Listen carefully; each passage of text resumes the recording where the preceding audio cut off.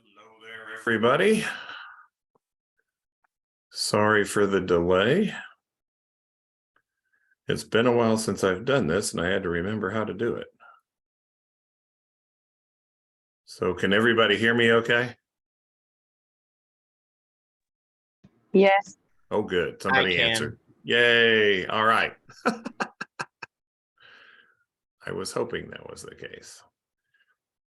So the school, as you know, went full virtual for the whole day. Fortunately, we are listed as a blended class, so this is always a possibility anyway.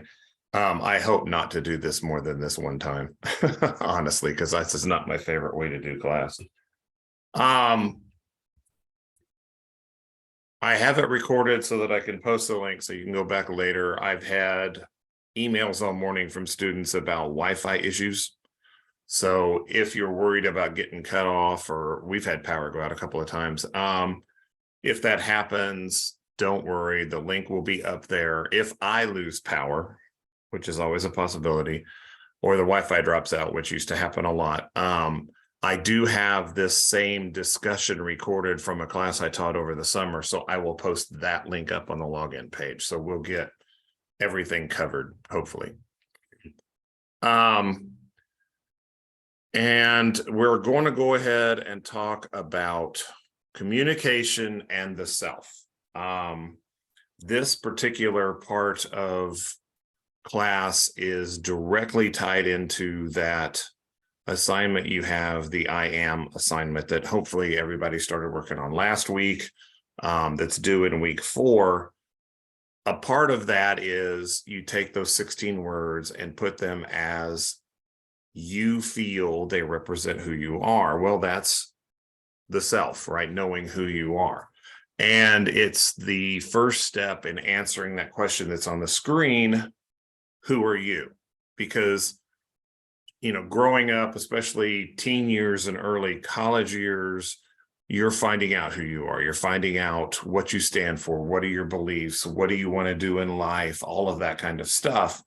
And in an interview, something similar to this type of question will come up. Early on, most interviews will say something like, so tell me about yourself. And it's important to be able to answer that. There's some very specific reasons we won't go into about why that question is worded the way it is, but it reveals a lot about who we are as people, which in turn affects how we view life, how we react to things, and especially how we communicate with other people. So it's important to understand who is this self, or who are you? And another element that comes into play with that is, what exactly is the self? You know, we don't have a physical thing we can point to that is the self. We have organs. Anybody that's taken biology, physiology knows there's all these organs and bones and all this stuff that makes up human beings, and you can point to all of it, but you can't point to something and say this is the self part of a human being. So what exactly makes up the self?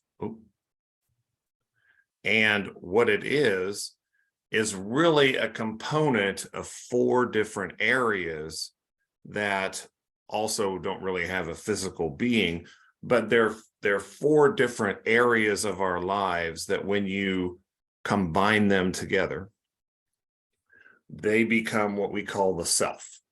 And so we're going to look at each one of these 4 components individually and talk about how does that shape us, and how does that affect the way we communicate. And then in turn, that gives us a better understanding into why other people communicate the way they do, especially when it's combined in with all this other stuff that we're going to learn this semester. So the 4 areas are the self-concept, self-esteem, the social self, and self-knowledge. And we're going to look at each one of the 4 of these as we go into this. So the first one we're going to look at is the self-concept. Who am I? You know, who exactly is Richard? Or, for yourselves, you're asking yourselves, who exactly am I? And there's a lot of layers to it. It's like Shrek. If you watched, everybody's probably seen Shrek, and Shrek said ogres are like onions and they have layers. Those layers make up that self-concept. One of that, the concept, the idea of it is the reflection of who you think you are. So that's those 16 words placed in how you feel. They represent what you present to others, sort of the presenting self, because we all have an idea of what we think people see when they look at us. That's that self-concept, how I think I project who I am.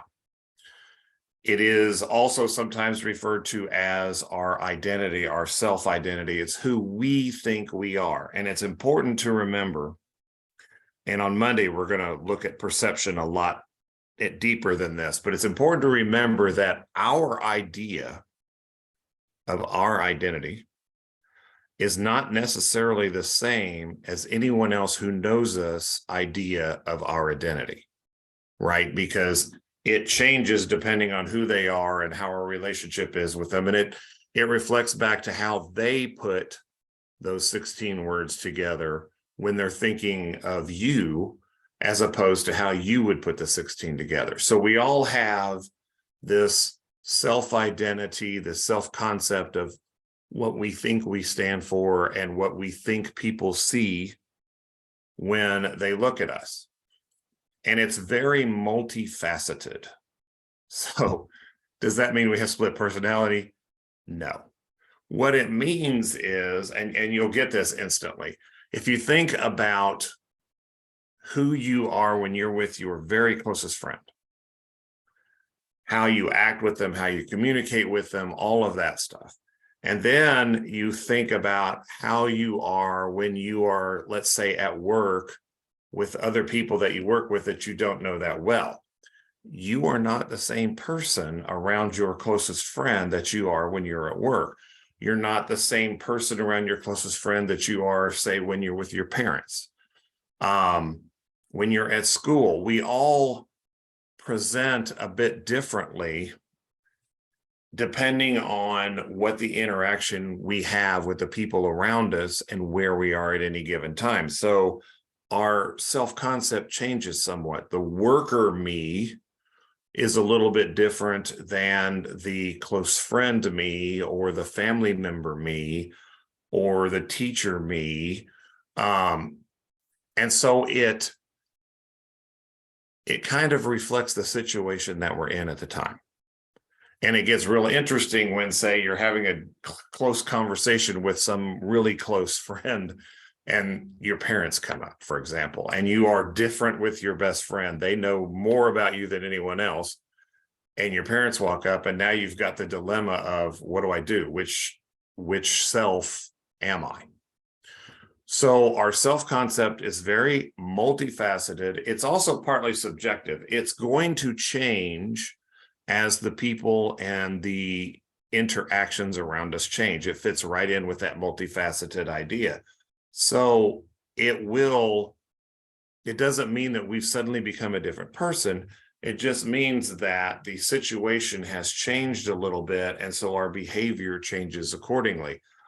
This even goes back to looking at when we talked about culture in the last class, the way we react sometimes with people who are all Americans would be different than if we found ourselves in a room of, let's say, all people from Japan, because we've already discussed Japan's culture is extremely different than ours. The social accepted way of acting is different, and we would probably alter our communication and the way we behave based off of those people. So it's subjective to the people that are around us. It's also extremely flexible. We have the ability, and just look back at who you were, say, when you were 5 or 6 years old, to who you were when you were 12 years old, to who you are now. I mean, when I was a kid, when I was like 4 or 5 years old, I wanted to be a fireman, and I thought a fireman was the best thing in the world to be. And over time, I learned that I didn't really like fire and I didn't really want to be a fireman. I wanted to do something else. And I've changed that goal multiple times through my career. We can change. It's one of the nice things about being human. We can change and adapt accordingly as situations change, as our experiences cause us to view things differently, all of that kind of stuff. At the same time, and this almost sounds like a contradiction, we resist change. Now, that does sound like absolute nonsense when you just talked about the fact that we're very flexible and we can change a lot, but we don't necessarily like to change. And we especially don't like it when we are forced to change. Perfect examples today. I'm looking out the window. If you notice, I keep looking over to the side. I've got the window open. If we were forced today to change how we're going to do class, and I really debated this morning, do I want to do it virtual? Do I want to post a video up? Or back before they were going to have classes open back up at 1, did I want to risk everybody going to class and doing it face to face? Or I was kind of resistant to doing anything differently than we were doing it now. That's a natural state. If you've ever worked in like a manufacturing facility, I spent almost 30 years working in manufacturing facilities. The people that actually work out on like assembly lines, I worked in a car plant, for example, they had very set ways of putting together the car. And management engineers would come up with all these fancy ways that they think would be better, and it might be cheaper to put the car together this way, or it causes less parts, or whatever it is. And you'd go out to the production line, you'd say, hey, I want to try doing it this way as opposed to the way you're doing it. And automatically the people who do it for a living resist it. They don't want to change. They know how they're doing it now. They're comfortable with it. And that's just a natural state of human beings. So we will resist change to our identity when it comes along, but at the same time, we do have the ability to change that around and become different things, especially if we choose to become different things. Now, there's this concept called the Johari window. It's talked about in the textbook. If you've taken psychology classes, you will talk about the Johari window, and it is a reflection kind of this whole idea of the self. I should have brought my mouse in here. I didn't bring my mouse in here. It's a sort of breakdown of this self into 4. Think of it as a window. So you've got this big square as the window, and you've got this as the panes, or those little pieces of wood that sit in the frame to make it look like multiple pieces of glass. In the Johari window, the self has sort of 4 views, and it's broken up into 2 axes. So you've got stuff that's known to the self or known to you, and stuff that's unknown to you, because there are things that you are capable of that you don't even know about yet. And then there are the things that are known to others and things that are unknown to others. And so that gives us these 4 panes: the open self, the blind self, the hidden self, and the unknown self.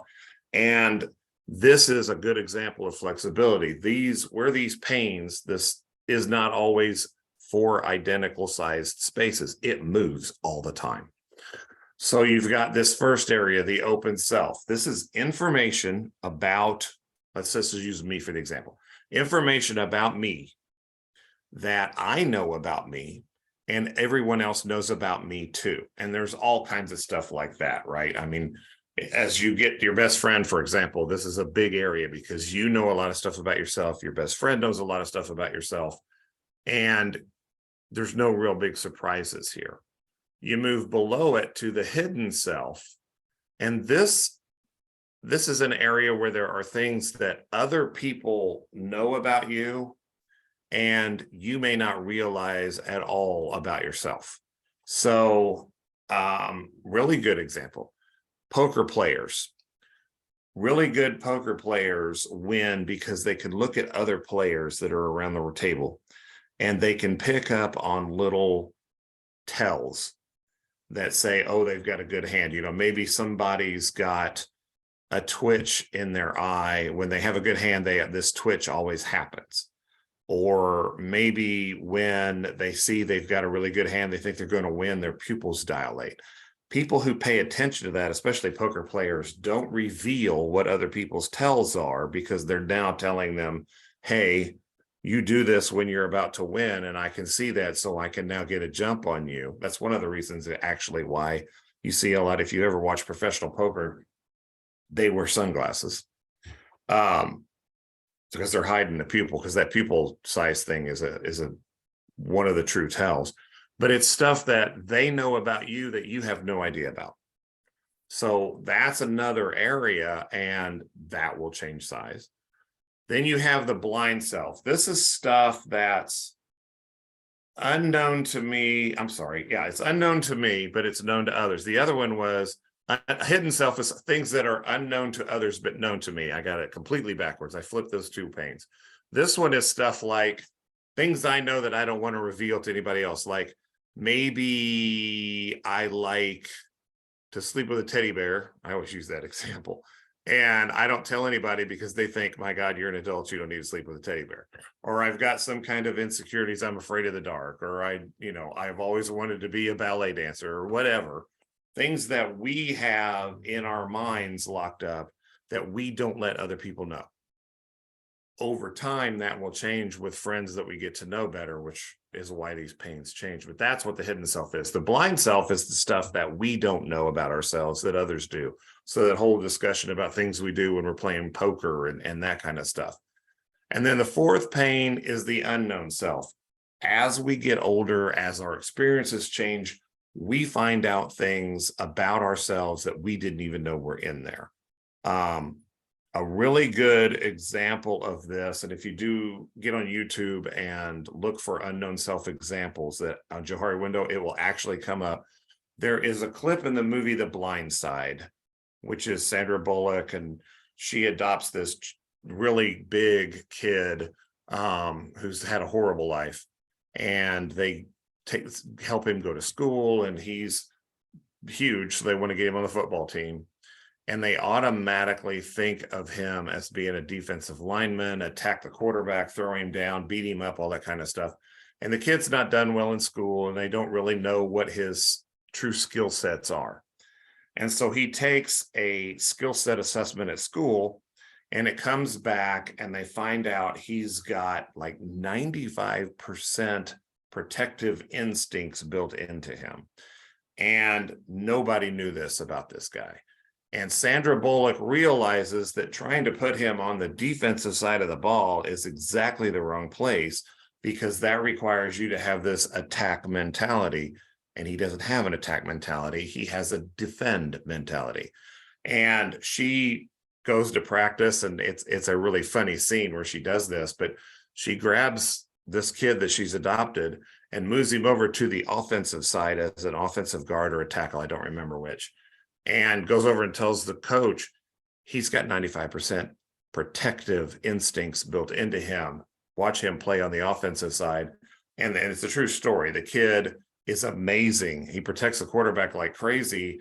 And like I said, it's a true story. He ultimately, his name's Michael Orr, he becomes a big, famous offensive lineman in college. And then he ends up playing in the NFL because of these protective instincts.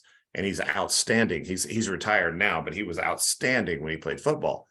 That was a skill he didn't know he had. No one else knew he had, but they found it out. So what happens is, with each person just about that we know, we have this Johari window, and the size of each one of these four panes is different depending on how much we know about the person, how much they know about us. We'll talk about a term called disclosure here soon. Disclosure plays a big part of this. As we disclose things about ourselves to, say, a new friend, we move stuff from this hidden self window to the open self, because now they know and we know. As they may find out stuff that we didn't know we did, that they could see from their observations, things move from the blind self to the open self. And then just as life goes on, we find out these hidden things that we didn't even know we could do are there. Those pains are constantly changing all the time. That's that we have flexibility as our self-concept. And I found a video that does a really nice job of explaining the Johari window and why it's important, and also where you kind of want it to be um, when you're interacting with people, especially people that you like, that you have as close friends. There's some advantages to having a larger open window than having the blind and the hidden and the unknown selves in it. And he does a nice job of explaining that here.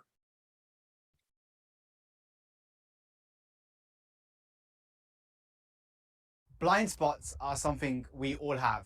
In this video, I want to introduce you to a really cool tool and theory called Johari's window. This theory helps you understand yourself better and other people to understand you too.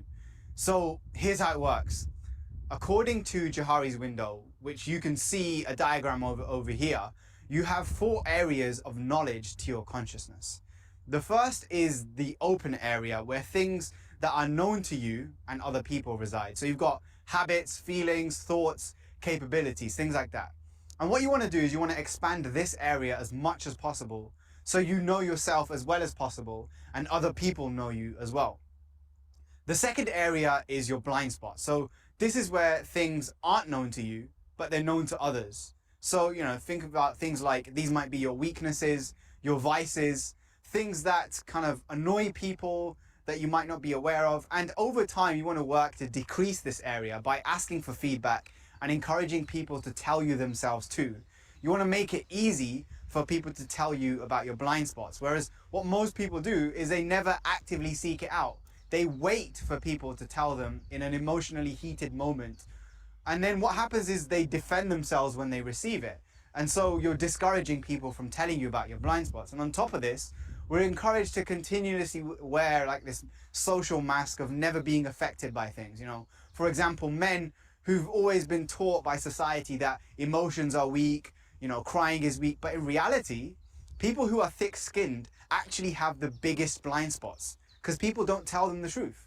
The third area is your hidden self. So this is the things that you know, but you keep to yourself and don't share with others. Now, obviously, you have some things that you're not going to share everywhere, all over your social media or in the office. But on the whole, a lot of hidden information isn't actually that personal.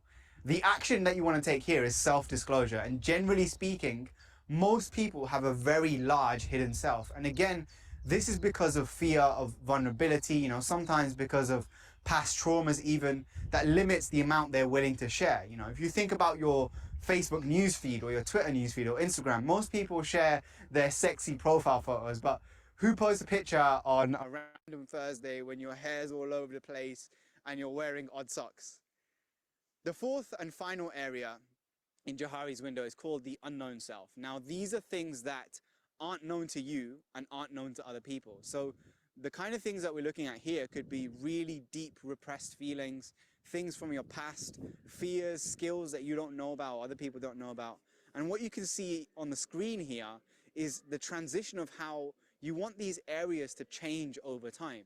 So what you're seeing is you want to reduce your hidden and blind area and increase your open and free area. And the advantage of this is it allows for people to get to really know who you are. And if you're wondering, how this tool can help you, well, let me give you a few examples in a practical kind of real world setting. So at work, the larger your open area is, the more you're going to know what tasks and projects you can handle and you can't. And now if other people know this, think about the benefits. It's going to help you and it's going to help them because you're going to work more effectively. In your personal life, the more your close loved ones know what emotions you're going through, the doubts, the fears, insecurities you might be experiencing, the better they can kind of adapt and understand you and help you to put things in perspectives. Whereas, if you keep it hidden and you try and have that thick skin, nobody's going to really understand why you're behaving the way you are, why you believe the things you do.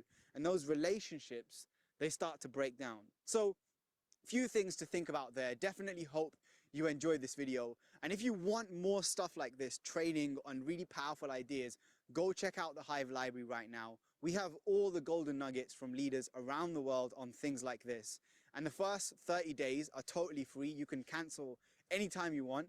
It's a great way for you to learn and also to support the work of Revolution Hive. So it's win-win. Blind spots are something we all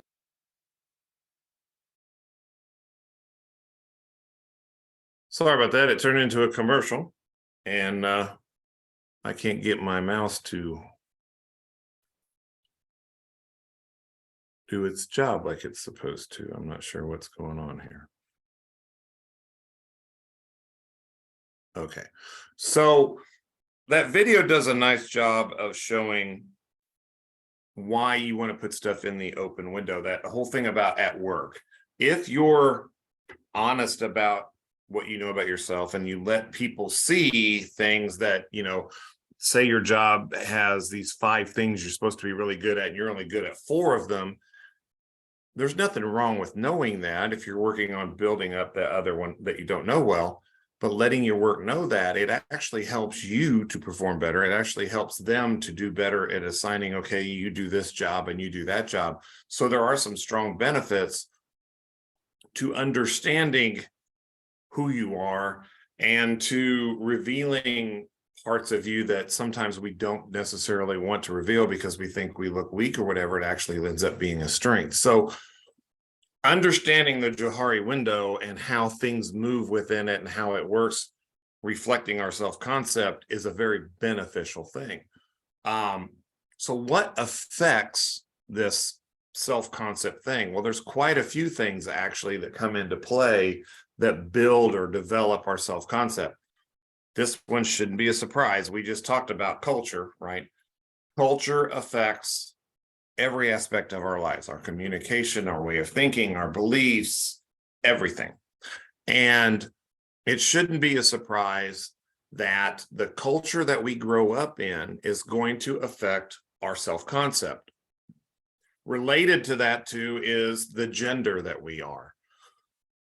If, for example, we'll go extreme. If, for example, you're in a masculine culture and you're a female, there's almost obvious effects to your self-concept that are going to happen, right? Because in a masculine culture, especially an extreme masculine culture, females are considered almost second-class citizens compared to males.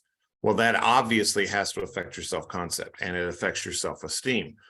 So the culture that we grow up in affects how we present ourselves and how we view our identity.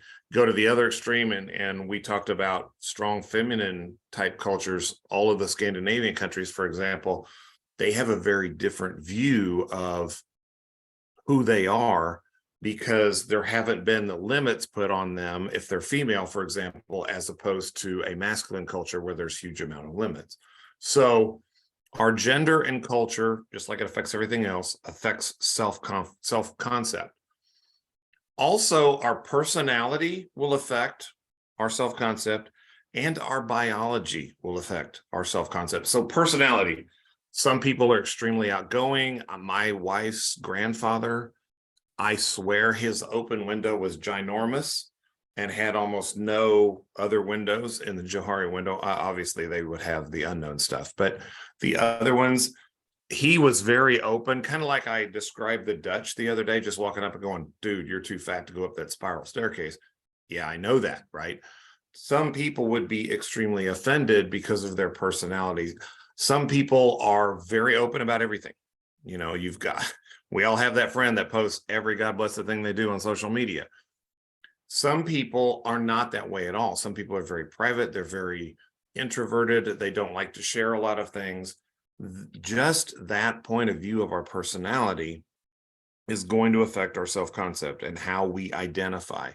And then you factor in biology. So, and this one ties into culture as well, but just in pure biology, whether you're tall or short, or you're super skinny or you're heavy. Really good example. My wife is 5'2", and she says she's 5'2". She's home today working, and I don't know if she can hear me or not. She's not really 5'2". She's about 5'1.5", if the truth be known. And that affected her self-concept and her identity for a long time because she always wanted to be tall.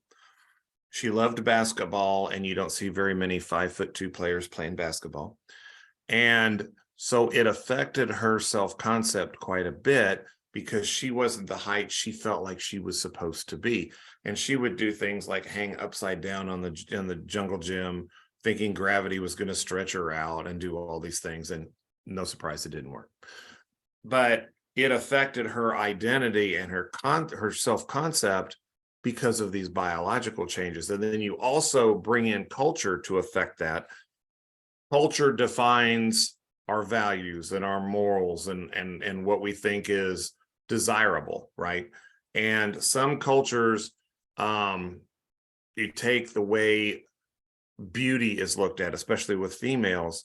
Some cultures have certain ideas of what is beautiful, and in another culture, it would be completely different.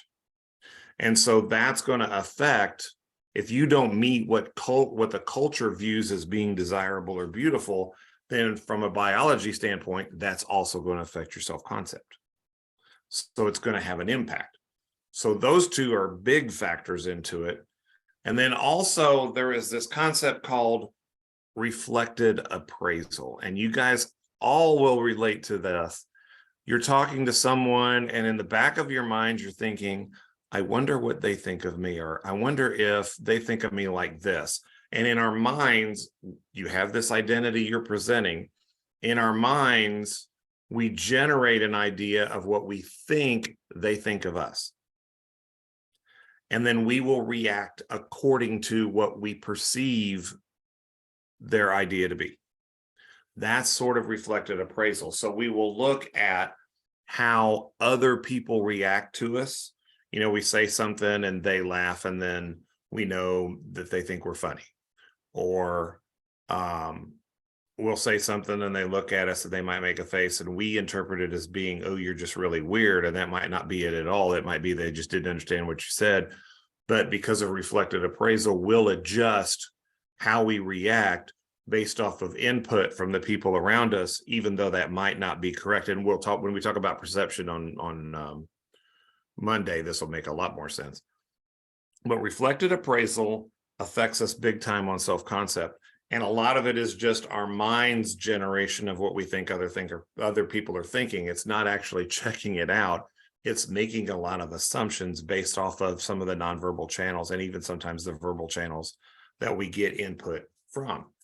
Related to that is social comparison. So we are all the time, and you see this on social media a lot, we are looking at ourselves, and then we look at someone else that maybe we want to be like, or we think we're like, or we think we're the opposite of, and we see how people react to them, and then we make adjustments to our self-concept so that we can either be more like them if that's what we're after, or we can be less like them if that's what we're after. So we'll compare where we think we are in relation to where we think other people are in other people's views. So maybe you have a group of friends and you've just started hanging out with them, and you're watching them and you're paying attention to this one person that seems really popular, and you want to be like that person that's really popular. So you start adapting a lot of their behavior based off of how you see other people react to them, and you want them to like you too. So you're constantly looking at how you think people view you, and also how other people are treated by the people that you want to get along with, and then making adaptations to that. It sounds like we're nuts, and maybe we are. But we do that all the time. We are constantly comparing and evaluating and adjusting and all of that kind of stuff. It's going to have a huge impact on our self-concept, our identity of who we are, and we're going to be changing it. But remember, we can be very flexible when we change it. Now, where this really comes into play is it has impacts in how we feel about ourselves and how we present ourselves and what we think of ourselves, and it makes us adjust accordingly. This Dove commercial, it's an excellent view of combining a lot of these aspects. I keep pointing at the screen, and you guys can't see my hands pointing at the screen. Culture comes into play here, especially American culture. This commercial was shot here in the US, and culturally, it's a Dove commercial. They're going to take a picture of a model, and then you're going to see them make Photoshop adjustments to the model. So they're adapting this person's biology to match what culturally is determined to be desirable. and the outcome is ridiculous. And then you think about, okay, what does that do from a reflected appraisal standpoint? This person is going to see what Dove has done to their photograph in order to make them be the face of Dove, if you will. And then what does that do to them from a social comparison example as well? What's the overall impact on self-concept and self-esteem? So here is that.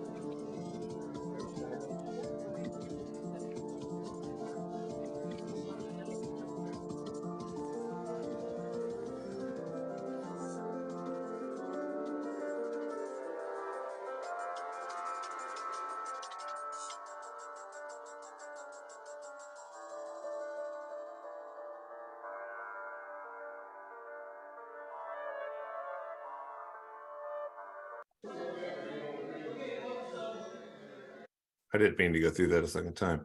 So you can see they do all of this stuff to her hair, and her hair doesn't look anything like it did when she walked in there, right? Which is probably typical. And then they have her do, God knows, 8 million poses. And they pick one out for their ad, but then what do? They immediately stretch her neck longer, and then they make her neck narrower. And then they go in and they move her eyes out, and they change her jawline. And when they're done, she doesn't even recognize herself, right? She'd be driving down the road and look up and see that billboard and know that it's her, but it doesn't look like her. So she doesn't even meet the cultural expectations of desirable, even though she's the model of desirable that is selected to put up there. So that's culture and biology affecting her self-concept. And I don't know her. I don't know, what she actually feels about this. She probably does this all the time and she doesn't think anything of it. But for anybody else driving down the road, I don't look like that. So from a reflected appraisal standpoint, people aren't going to see me as desirable because I don't look like that person up there. And social comparison kicks in. It's like, yeah, they like that. They like this other person that looks more like that. And then that's going to have an impact on my self-concept and my identity. And it just doesn't happen with, our concept of desirable or beauty. It happens in all kinds of things, skill sets and the way people behave and comedy and all of this stuff comes into play. And we're constantly adjusting what we think is our self-identity in order to chase whatever it is we're trying to chase. And all of these factors come into play all the time in how we present ourselves, our presenting self, and how our identity is. It affects where we put those 16 words in the I am assignment. So it's a pretty important element. And so we manage ourselves, we manage that self-concept through self-monitoring. We're always paying attention to reflected appraisal. We're always paying attention to social comparison. And we have an awareness of how we look and sound and affect others. So we'll say something and we pay attention to the reaction of the other people. And then maybe here's a good example. I told you guys last class when in the culture thing, we were in the meeting with all the guys from Ireland. And one of the guys in Ireland went, "Oh, for fuck's sake," in the meeting. And we're all just like, holy hell, he's going to get in trouble. He kind of watched the American reaction versus because none of the Irish guys thought anything of that, watching the American reaction. And then he toned it down a little bit until after the meeting, he could say, "Why did you guys react the way you did?" Well, you can't say fuck in a meeting. Come on, especially with, a vice president in the room.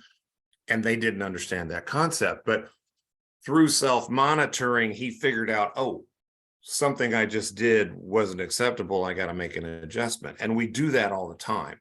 And there are people who are very low self-monitoring, because this works just like personality in any other aspect. There are people that are low self-monitoring like this.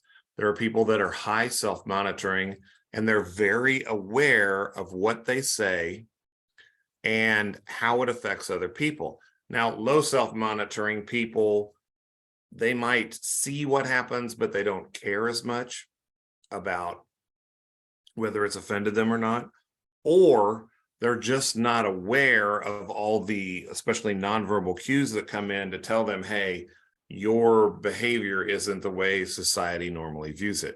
Sheldon Cooper from Big Bang Theory is a really good example of low monitoring. He isn't aware that the things he says offend people. He doesn't understand sarcasm. He doesn't understand really empathy very well. And so he doesn't make adjustments. But there are a lot of people out there that are very high self-monitoring. You think of diplomats, for example, people who are ambassadors to other countries and that kind of thing. They are very highly aware of what is expected in the environment that they're in for the way to behave and what's acceptable and what's not acceptable. I showed you the video of the guy eating the eels, right? That guy kind of was low self-monitoring, the Englishman. He didn't pay attention to what was going on and why he kept getting the eels. A high self-monitoring person probably would have already known before he got to that dinner, but he would have paid attention to, oh, I just finished my bowl. They ordered me more food. It's not the way I think it is, where you can clean your plate and that's a good thing. You clean your plate, that's a bad thing. I need to not clean my plate. High self-monitoring people will pick up on cues like that. And it's very dependent on something we'll talk about later on in the class, emotional intelligence. And there's also social intelligence, understanding how the society or the culture that you're interacting with views things and what their cultural expectations are, especially if they're different than our cultural expectations. And then also understanding emotion and picking up on little cues of when you say something and somebody might be offended real quickly. It's that high context part of culture that we talked about on Monday. High context people are also very high self-monitoring, and they understand how little changes can affect the people around them. That also affects their self-concept or their self-identity and who they are. And so we're always doing this, not always consciously, but we are observing how people react around us, and we'll make slight adjustments or big adjustments, whatever we're doing, based off of what the input we're getting. And we vary all over along this scale because no two people are exactly alike. So some people are going to be down here on the low end, some people are going to be a high end, some people are going to be in the middle, but we're constantly looking. We're doing that reflected appraisal, we're doing that social comparison, and trying to improve our communications and be able to interact with people better and that kind of thing. There is also, and you probably heard of this, self-fulfilling prophecies. If, for example, there's negative cycle and positive cycle, self-fulfilling prophecies. Let's look at negative first. In a negative cycle, you convince yourself that you are not good at something, or maybe you aren't skilled at, let's say, math. And you've told yourself you're not good at math, but you have to take a math class. You have to take finite, God forbid, you have to take finite. And you know that you're not going to do good at it. And you've probably done this at some point in your lives, studying for a test. It's a subject either you don't like or you're not good at, or both. And you're convinced you're not going to do well in the test.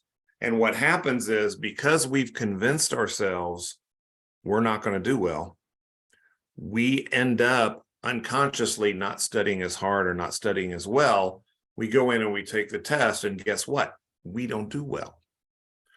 And so because we didn't do well, that reinforces our idea that we're not good at this.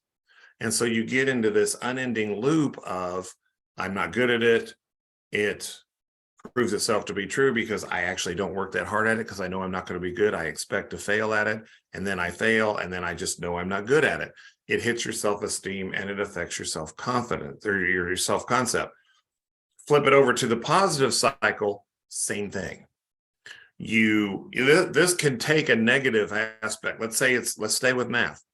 I'm not good at math, but by God, I'm going to get a B out of this course if it kills me. You've now motivated yourself to, I might not be good at it, but I could be, or I might not be good at it, but I could learn how to do it well enough to get a B. And that motivates you to study. And you end up, again, unconsciously studying harder, studying better. You take the test, the grade comes back and it's a B. This works. Oh my gosh, I'm not as bad as I thought I was. And now you flipped yourself into a positive cycle. And the next time the test comes, well, the last one wasn't so bad. I'll study hard and I'll get a B again. And it just starts repeating itself. We get caught up in these things all the time. Athletes use this tremendously. Track athletes, before they take off for a race, sit and envision themselves winning the race, and they know they can win the race, and they know they can overcome whatever, and it motivates themselves to do a lot better in races than they would do if they hadn't. Universities do studies on these kinds of things all the time, and it's a very real thing that we can get ourselves caught up in, even if we don't intend to. So it's important to be aware of it. I had a friend I have a friend, I guess they're still alive, that convinced themselves they were not good at math, and they had gotten a bachelor's degree and they avoided math like the plague. And then they got out in the working world and they got into a field that didn't fare so well, and they got laid off, and they took some aptitude tests and it said, oh, you should go into informatics, which is a lot of computer related stuff. And they were thinking, well, I suck at math, I can't do informatics. And the person who administered the skills test said, no, your skills test for math came out pretty good. And they were like, no, I've always been bad. I knew I was bad. And, when I took tests, the test came back, they weren't good. And it just reinforced the fact that I wasn't good. And they said, well, then you weren't paying attention because you actually were good. You were just psyching yourselves out of the exam. And she went back to college and got an informatics degree. And she's now working in the field. She's got a great job making big money. And in the course of going back to school, she found out she actually was good at math. She just had psyched herself into the fact that she wasn't, and it knocked her out of a career for a while that she ended up being really good at. So these things can affect our self-concept and get us believing sometimes that we aren't good at things that we are good at, or that we can't do things that we can do. So you want to be aware of, oh, I've gotten myself into a self-fulfilling prophecy, and maybe I'm in a negative loop, but I need to get out of that. And so it's good to be at least aware of them. So that's self-concept. That's one part of that whole self thing that we are. Related very much to this is self-esteem. It's not the same thing. The concept is that identity that we present. This is who I am. Self-esteem is more in how strongly you believe in yourself. It's your subjective evaluation of how valuable you are and how worthy you are as a person. If you have high self-esteem, you have a higher opinion of yourself, you feel confident in the things that you can do, and you understand what you do well, and you're not afraid to go out and do stuff. If you have low self-esteem, you feel like you're, scum of the earth, and you're actually absolute dog crap, and it's very hard to overcome. People who go through big spells of depression also fall into having very low self-esteem. And when you have low self-esteem, of course, that's going to affect your self-concept. It's going to affect who you present to other people. Think of Eeyore from Winnie the Pooh. Eeyore has very low self-esteem. Eeyore, oh, well, I guess I got to get up and live another day. Or, in the brightest, sunniest, happiest days, the opposite of what we have outside today. The sun's shining, the birds are chirping, and it's a nice warm day. And look, Eeyore, isn't it a nice day? And Eeyore's response would be, yeah, but I think it's probably going to rain tomorrow. It's all very down and very low self-esteem-y. People are just like that in real life. People are very high self-esteem in real life. It's important to understand where you are in your self-esteem and also realize that you can change your self-esteem. You can improve it, you can adjust it, you can do all that. Once you understand what affects self-esteem and how you go about, if you want to improve it, how you go about improving it. So it's influenced by our social behavior. If we go out and interact with other people and we do well, we're going to realize, oh, people like being around me, or people think I'm funny, or they like my stories, or whatever. It's going to give a boost to your self-esteem, which good, right? Or if we go out into the world and we have low self-esteem, this almost falls into the self-fulfilling prophecy. We have self-esteem and we present ourselves as, we're not very important, we're not very good. And people kind of react to that in agreement. That's going to lower our self-esteem, or at least keep it reinforced at a low level. So how we behave, sometimes you have to go out and almost overcompensate for low self-esteem. Introverts understand this really well. Introverts who want to be in a more extroverted type of view will sometimes go out and force themselves to behaving more in an extrovert fashion in order to help boost their self-esteem and get along with people better and that kind of thing. I'm a much more introverted person than I am an extroverted person, but in classes and in a lot of social situations, I will do more of the extroverted role because it helps interactions from a social level. But deep down inside, I'd much rather be at home by myself, or, with my wife and my dog and my dogs and my cat, and not go out in public much if I could. But I know how to go about doing it because I've learned how it affects my self-esteem and how to do that. So social behavior will affect one of them. Another one is school and work performance.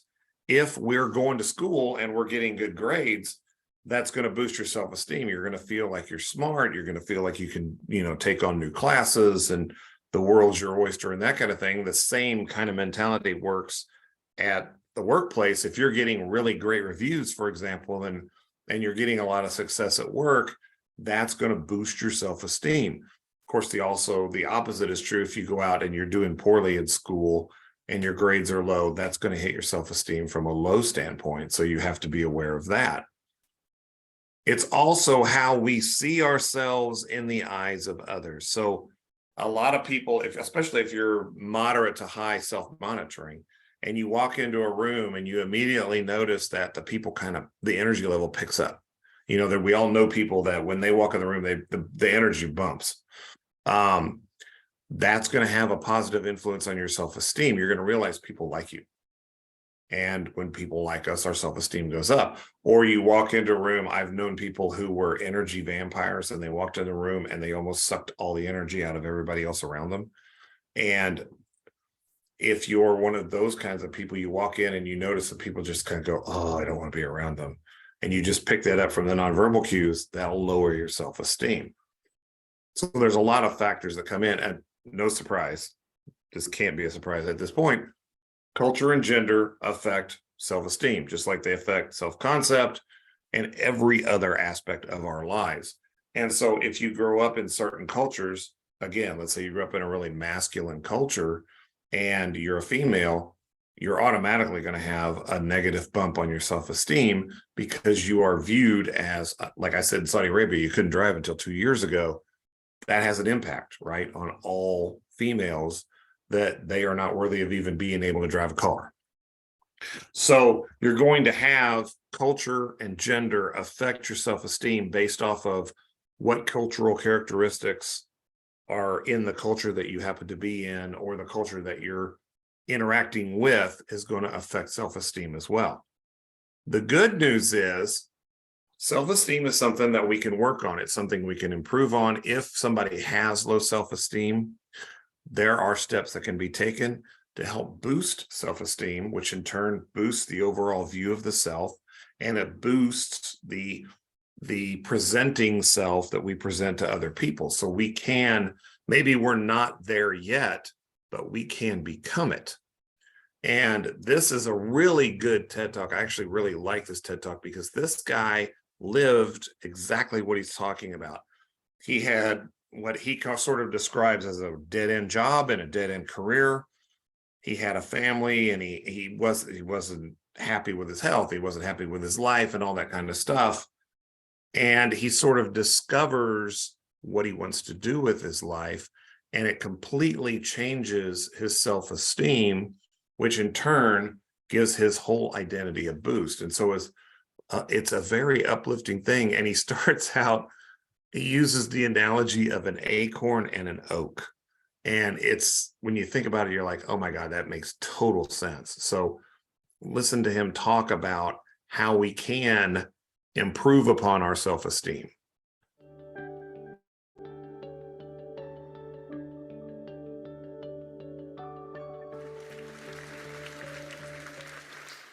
Somewhere deep inside, you know what kind of person you were designed to be. If you want to produce great acorns, think like an oak, not like an acorn. Think like the person you intend to become. Like the Christian question, what would Jesus do? Ask yourself, how would the person I'd like to be do the things I'm about to do? The acorn has three parts. It's got a stem, a cap, and a seed. And the stem represents its connection to the past. All the acorns, all the oaks that have ever existed in its line before are encoded in that transfer through that stem, the legacy into this acorn. The cap holds onto the seed until the seed's ready to grow on its own. So the cap represents your coaches, your mentors, your role models, your guides, your parents, your friends, your teachers. And when you're ready to grow on your own, the seed of that acorn holds not only your potential, but the potential of every future generation of acorns that will spring from that line. So let me ask a question. What kind of seed is in you? See, I believe part of our responsibility in life is to find out who we are, to discover ourselves. First off, we need to respect our nature. We need to realize we are part of a continuing chain that carries a legacy and a responsibility. And if that's the case, then we need to recognize that we were not biological coincidences. I believe there's a creator, and I believe you were intentionally created for a myriad of purposes. There are many things we can do with our lives. And I think it's our job to find out what those things are and to do them as well as we possibly can so that we're passing along the right imprint for the next generation. And that's just simply my life philosophy. That's the way I look at it. So first, we need to respect our nature. Second, we need to know our nature. Take Aristotle's advice, know thyself. But know things about yourself that most people don't discover. For example, know how you're smart, not just how smart you are in comparison to others. In what ways are you smart? Know what you care about. What are the values that motivate your choices? Know what your personal velocity is, the intensity and drive with which you naturally operate. Know the background imprint, positive, neutral, or negative, that you carry with you and what effect it's had on you. Know your behavioral style, how you come across to other people. Know the patterns in your choices so that you're continually learning more and more about what it's like to be you so you can do an even better job of it. And then we need to apply our nature. We need to nurture our nature by expressing ourselves in the world. See, I never expected to be anything but ordinary. I was raised to be nice and ordinary. I expected I would grow up to be, like Dad worked for the phone company. I figured I'd go to work for the phone company, maybe work in an office. I figured I'd work till 65. I'd have 1.34 kids. I'd retire at 65, and then I'd die at the statistical average age for my gene pool. That's what I expected. Until one day in 1972, on the radio in the next room to mine, I heard a voice that changed everything. I was working for the Little Rock Housing Authority, Little Rock, Arkansas, Urban Renewal Agency. I was a government clerk making $525 a month. I weighed 200 pounds. This is 148. I smoked 2 packs of cigarettes a day. I had never set a goal in my life. I didn't have a college degree and no money in the bank. I was newly married with a new baby at home, and I didn't expect much from life. And in the next room, I heard the voice of Earl Nightingale, known at the time as the Dean of Personal Motivation. He was on 900 radio stations around the world, and what he said that day will forever resonate with me. He said, if you will spend 1 extra hour each day studying your chosen field, you'll be a national expert in that field in 5 years or less. That hit me like a tornado. It rearranged everything in my life. I started doing the math. An hour extra a day, so let's say 5 days a week, 50 weeks a year, that's 1,250 hours over 5 years. If I spent, me, just ordinary me, 1,250 hours studying one subject, wow, yeah, I could actually be a national expert. What do I want to be an expert at? Well, it's not urban renewal. And then it occurred to me a few weeks later, I want to do what the guy on the radio's doing, but I had no idea what that was. I just knew it felt right to get into the field of human development. And I thought, well, let's see, an hour a day. I'm a government clerk. I've got 8 hours a day. I could do this by Thursday. And then I started thinking about what he had said, and I took him seriously, an hour a day. I focused, well, I thought I was kind of behind the game, so I needed 2 hours and 3 and 4 and 5. So I overcompensated, and I became fanatical about the field of human development. And in that 5-year period, I went from being a government clerk with very little aspiration to being a full-time speaker and trainer. In 2 years, that was 1972. In 1974, I started buying Earl Nightingale's training materials and selling them to businesses. By 1984, his company was selling my training materials worldwide. They sold $3.5 million worth of one of my first audio albums in the first 2 years it was out. I was blown away. His formula works, and I've seen it work for hundreds and even thousands of people in the many, many years since that time that I've been sharing that message. Think about that. If you were to focus you here, TED audience, if you were to focus a half an hour a day, extra, just beyond the TED Talk that you always watch, right, every day, okay, beyond that, if you were to focus a half an hour of study on one field of endeavor for 5 consecutive years, you'd not only transform you, you'd transform the world around you. And we collectively would transform the world as we know it today. You and I were born with the gift to make this a better place. Even if we didn't improve, we could make the world better right now. We could encourage people, compliment people. We could solve problems. We could pick up trash. We could fix things. We could bring new ideas. But as you grow, you become a bigger source for the rest of life to express itself through you. You were put here for a reason. It's contained in that acorn. So nurture your nature. Figure out, first off, I am valuable. Accept that. I want to know who I am, and I want to know how I operate and how can I understand me better. And then I want to nurture that nature. I want to apply myself in the world and put myself to work in such ways that the rest of the world says, well, that's cool. If he or she can do it, I could probably do it. I wonder how they did it. And then we start spreading that, and the ripple goes worldwide. So ask yourself every day, how would the person I'd like to be do the things I'm about to do? Thank you.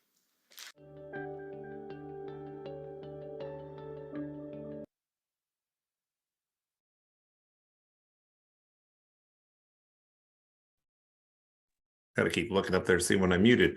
I like that because he shows you that it's possible to improve your self-esteem. And we're going to look at another example of how to do that in a little bit. But we do have control over our identity and what we present, and we can change it when we want to, and we can improve upon our self-esteem just like he did. He's a perfect example of basically lower self-esteem, right? And as he learned more about himself, the open window of Johari opens up bigger, and he becomes more knowledgeable about himself and what he wants to do and all of that kind of thing. it improves upon his self-esteem and it changes his whole life. And we can all do that, which is extremely cool. So when we're talking about self-esteem, there are three things that we have to have with respect to self-esteem. These are absolute essentials in order for us to have good self-esteem, be able to build our self-esteem. The first one is we need to have control over our destiny. We need to have control over our lives. When we feel like we control our destiny, our self-esteem is going to go up. I mean, you can almost see exactly how that's going to happen, right? We do not like being told what to do or what we can become or, who we can marry or anything like that. We want the control. And think about it. If instead of being able to choose what you're going to study, you're growing up and somewhere an entity comes along and says, okay, you're going to be a fireman and you're going to be a nurse and you're going to be a plumber and you're going to be a car mechanic. It might have nothing to do with what your interest level lies, and you might have no choice. That's going to make you feel less valuable. That's going to hurt your self-value. And so we have to have control over all the aspects, or as many of the aspects of our lives as we can. And the more control we have, the higher our self-esteem can be. The second element is affection.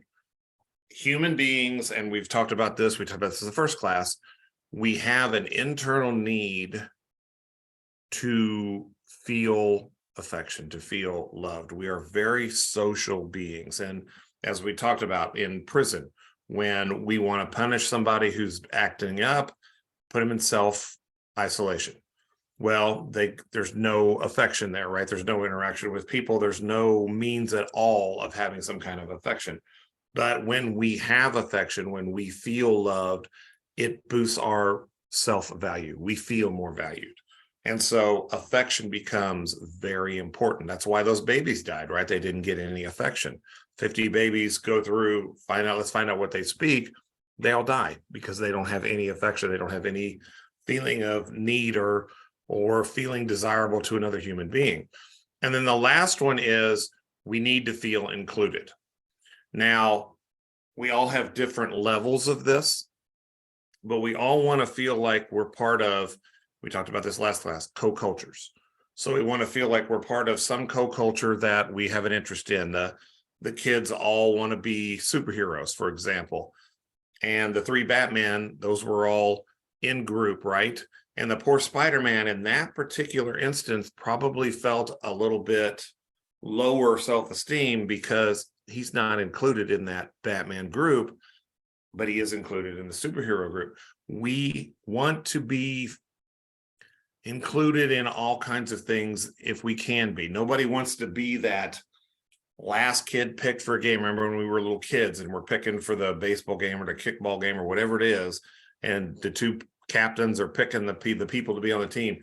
Nobody wants to be the last person, or nobody wants to be the person that doesn't get picked. Oh, we can't take that one because we'll have uneven teams. So sorry, you're out, kid. The impact on self-esteem from that is huge. So three things we have to have: control, affection, and inclusion in order to feel our self-esteem boost or have the ability to boost our self-esteem.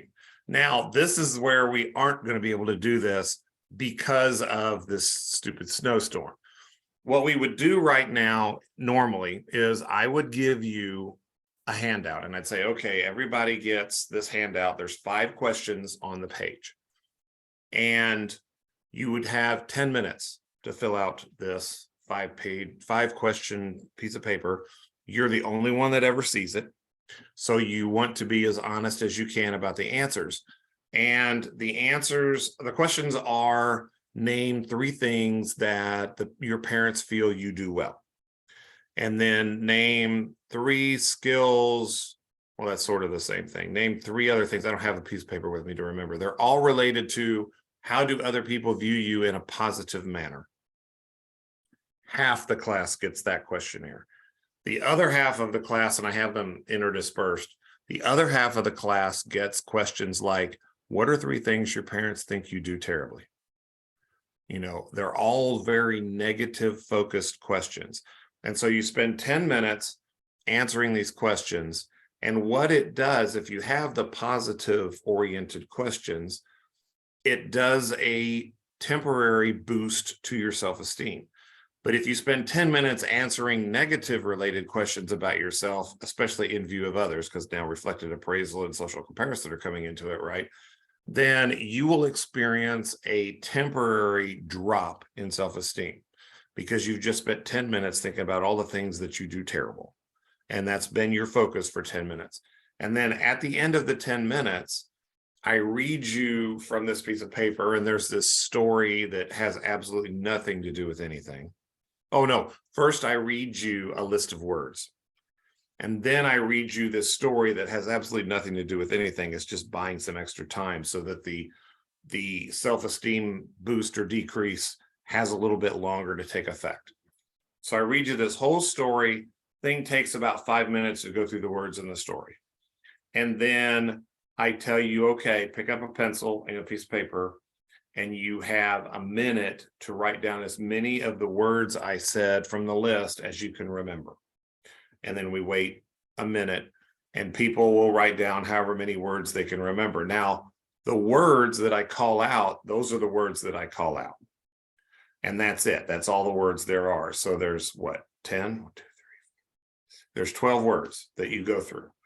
And so you write down as many as you can remember.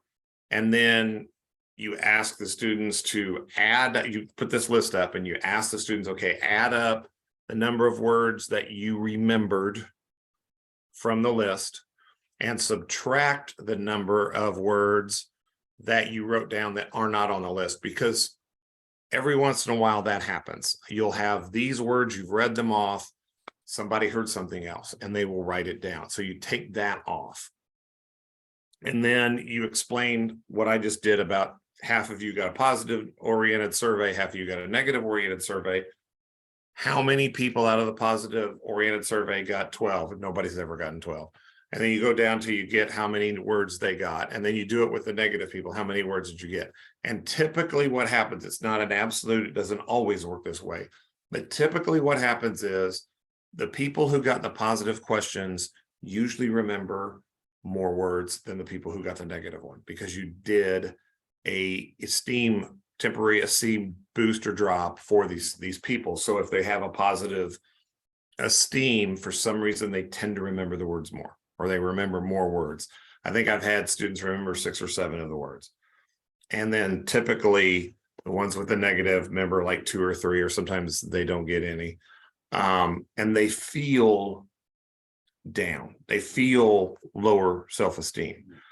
And it's a temporary thing, because you can do, as we'll find out in a minute, you can do temporary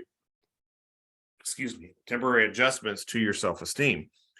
But it demonstrates that we have the ability to intentionally boost and drop self-esteem, and it does have an impact. Now, like I said, it doesn't always work. Sometimes students will do well even though they got the negative survey, and students won't do well even though they got the positive. What's sort of not scientific about this is there's no consideration ahead of time of where your self-esteem is before we start it. So if somebody with really high self-esteem gets the negative questions and they spend 10 minutes answering them from the negative standpoint, when it's over with, they already started out with a fairly high level of self-esteem. It's not going to do a huge drop on them, and it's not permanent. So it probably doesn't affect them enough that it really shows up in this test. The same is also true if you have someone with very low self-esteem, they take the 10 minutes and answer on the positive side, they get a little bit of a boost in their self-esteem, but it might not be enough that it's measurable by how many words they remember in this, because if you go from super low to just low, your self-esteem is still low. So it's not a scientific demonstration, and I have no way of knowing when I pass them out who's going to get what. But it does show you that you can, in general terms, boost or drop self-esteem and see results almost immediately after that. Now, the unfortunate side of this is back when we ran all 16-week classes, The class usually would end right about now. I'm going to even look at the clock and see where we are right now, because we might actually be at that point. Yeah, we are. So the class would now be ending in the 16 weeks, right? And you would be leaving the class with this boost or this drop. And I can remember I had this one student who I think it was her second or third class with me. She'd taken public speaking, and I think she took something like mass communication or something, and she was in interpersonal with me. So she knew me kind of well. And she had gotten the negative questionnaire and done the whole thing, and she didn't remember the words very well. And I said, okay, I said, well, I'm sorry, but now we're at the end of class, but this is a temporary, if you're feeling a temporary drop in self-esteem, it will go away. And she goes, you bastard, I feel like crap now. And I cracked up, and she kind of laughed too, but she said, I really did feel bad. I talked to her later about it. She said, I really did feel bad at the end of that. But she said, it did go away, but it was really real. It really did that. Fortunately, in an 8-week session, now we got 3-hour classes. We are an ending class now. So by the end of the class, this should all go away. The effects of this would all go away. Of course, it didn't affect you because we didn't do it, right? But it is a good example of seeing that this is a very real thing. And you can temporarily do an adjustment to your self-esteem and see results. And that's exactly what this talk is about. Can temporary self-esteem adjustments be helped? Well, it turns out that universities have studied that very question. And this is Dr. Amy Cuddy. At the time she gives this speech, she is working for the Harvard Business School graduate program. And she and her research collaborator are studying, can you make adjustments to self-esteem from a temporary standpoint, which is important. But then if you continue to do that over time, can you actually boost your own self-esteem to a permanent level? You can see probably all kinds of implications from this, because if that is possible, then there are ways to help people that have low self-esteem that want to improve it. We have ways of clinically proven ways of actually doing that. And that's exactly what she's going to talk about here. I'm going to have you watch it. And then this is a video that we show. All the full-time professors for communication here on the Bloomington campus show this. And we show it to our public speaking students because it has a big impact on, believe it or not, some people don't want to take public speaking, which is like most of you, right? Because that's why you're in my class. This helps those people overcome some of that fear of public speaking. It's amazing what it can do. And she's got both clinical studies that she's had that she's going to present, and a personal story where she's used this herself. And it's pretty moving. I'm a big fan of Dr. Cuddy, and it's pretty amazing how this works. So I want you to watch that, and then we'll talk about it afterwards.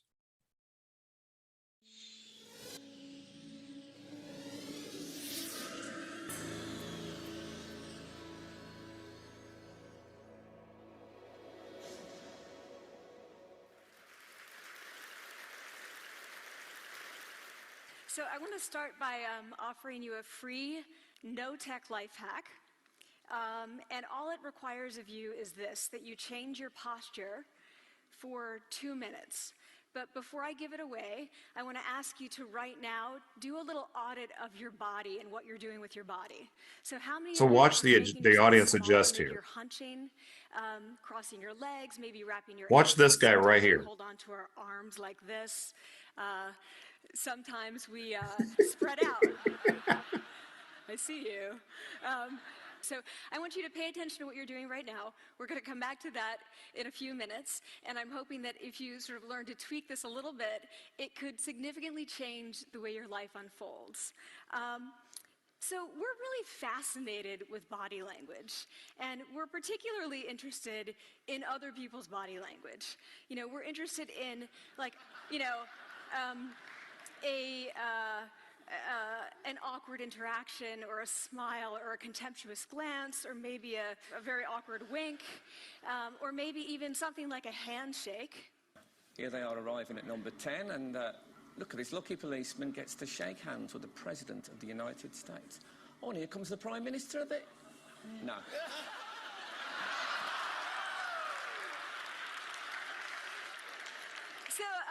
a handshake or the lack of a handshake can have us talking for weeks and weeks and weeks, even the BBC and the New York Times.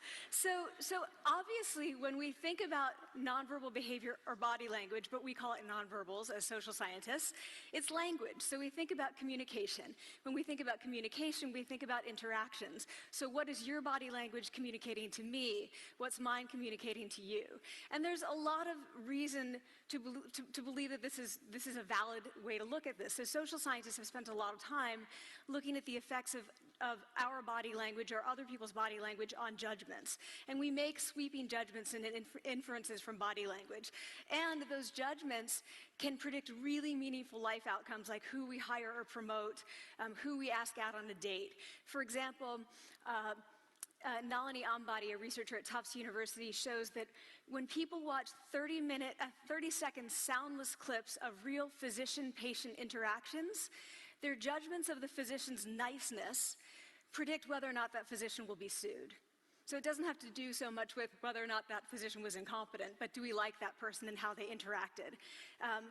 Even more dramatic, Alex Todorov at Princeton has shown us that judgments of political candidates' faces in just 1 second predict 70% of US Senate and gubernatorial race outcomes.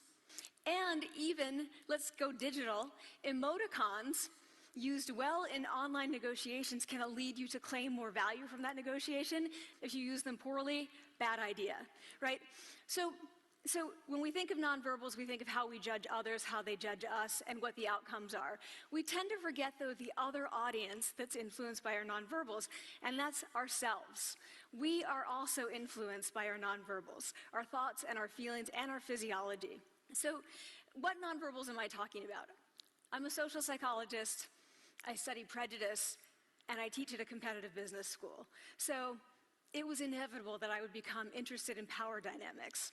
I became especially interested in nonverbal expressions of power and dominance.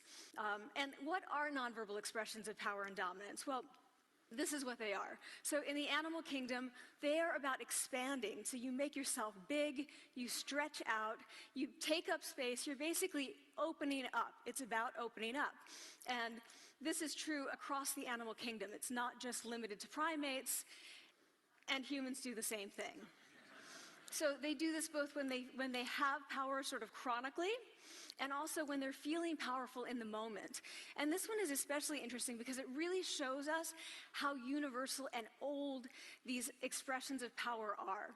This expression, which is known as pride, Jessica Tracy has studied, she shows that people who are born with sight and people who are congenitally blind do this when they win at a physical competition. So when they cross the finish line and they've won, it doesn't matter if they've never seen anyone do it, they do this. So the arms up in the V, the chin is slightly lifted. What do we do when we feel powerless? We do exactly the opposite. We close up, we wrap ourselves up, we make ourselves small. We don't want to bump into the person next to us. So again, both animals and humans do the same thing. And this is what happens when you put together high and low power. So what we tend to do when it comes to power is that we complement the other's nonverbals. So if someone's being really powerful with us, we tend to make ourselves smaller. We don't mirror them, we do the opposite of them. So I'm watching this behavior in the classroom, and what do I notice? I notice that MBA students really exhibit the full range of power nonverbals. So you have people who are like caricatures of alphas, like really coming into the room. They get right into the middle of the room before class even starts, like they really want to occupy space. When they sit down, they're sort of spread out. They raise their hands like this. You have other people who are virtually collapsing when they come in. As soon as they come in, you see it. You see it on their faces and their bodies, and they sit in their chair and they make themselves tiny, and they go like this when they raise their hand. I noticed a couple things about this. One, you're not going to be surprised. It seems to be related to gender. So women are much more likely to do this kind of thing than men. Women feel chronically less powerful than men, so this is not surprising. But the other thing I noticed is that it also seemed to be related to the extent to which the students were participating and how well they were participating. And this is really important in the MBA classroom because participation counts for half the grade. So business schools have been struggling with its gender grade gap. You get these equally qualified women and men coming in, and then you get these differences in grades, and it seems to be partly attributable to participation.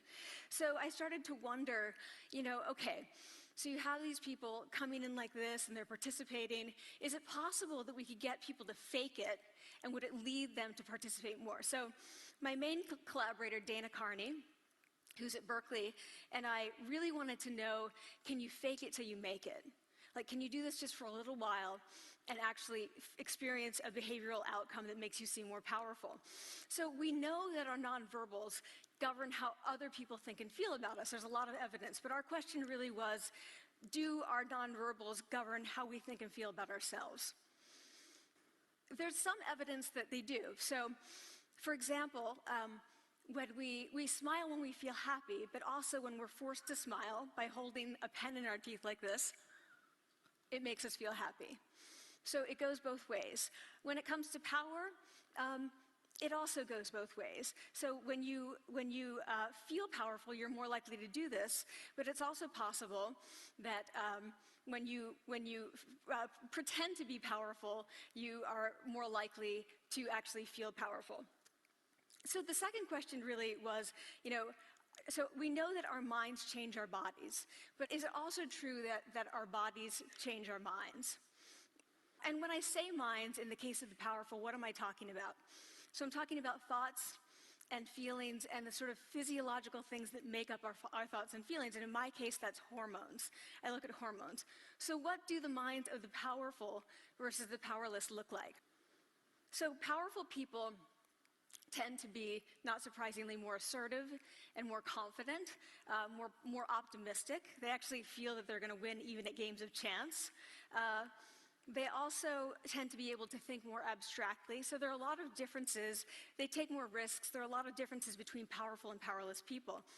Physiologically, there also are differences on two key hormones, testosterone, which is the dominance hormone, and cortisol, which is the stress hormone. So what we find is that high-power alpha males in primate hierarchies have high testosterone and low cortisol. And powerful and effective leaders also have high testosterone and low cortisol. So what does that mean? When you think about power, people tended to think only about testosterone because that was about dominance. But really, power is also about how you react to stress. So do you want the high-power leader that's dominant, high on testosterone, but really stress reactive? Probably not, right? You want the person who's powerful and assertive and dominant, but not very stress reactive, the person who's laid back. So we know that in primate hierarchies, if an alpha needs to take over, if an individual needs to take over an alpha role sort of suddenly, within a few days, that individual's testosterone has gone up significantly and his cortisol has dropped significantly. So we have this evidence, both that the body can shape the mind, at least at the facial level, and also that role changes can shape the mind. So what happens, okay, you take a role change, what happens if you do that at a really minimal level, like this tiny manipulation, this tiny intervention? For 2 minutes you say, I want you to stand like this, and it's going to make you feel more powerful. So this is what we did. We decided to bring people into the lab and run a little experiment. And these people adopted for 2 minutes either high power poses or low power poses. And I'm just going to show you 5 of the poses, although they took on only 2. So here's one, a couple more. This one has been dubbed the Wonder Woman by the media. Here are a couple more. So you can be standing or you can be sitting. And here are the low power poses. So you're folding up, you're making yourself small. This one is very low power. When you're touching your neck, you're really kind of protecting yourself. So this is what happens. They come in, they spit into a vial. We, for 2 minutes, say, you need to do this or this.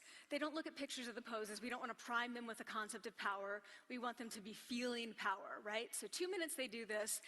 We then ask them, how powerful do you feel on a series of items?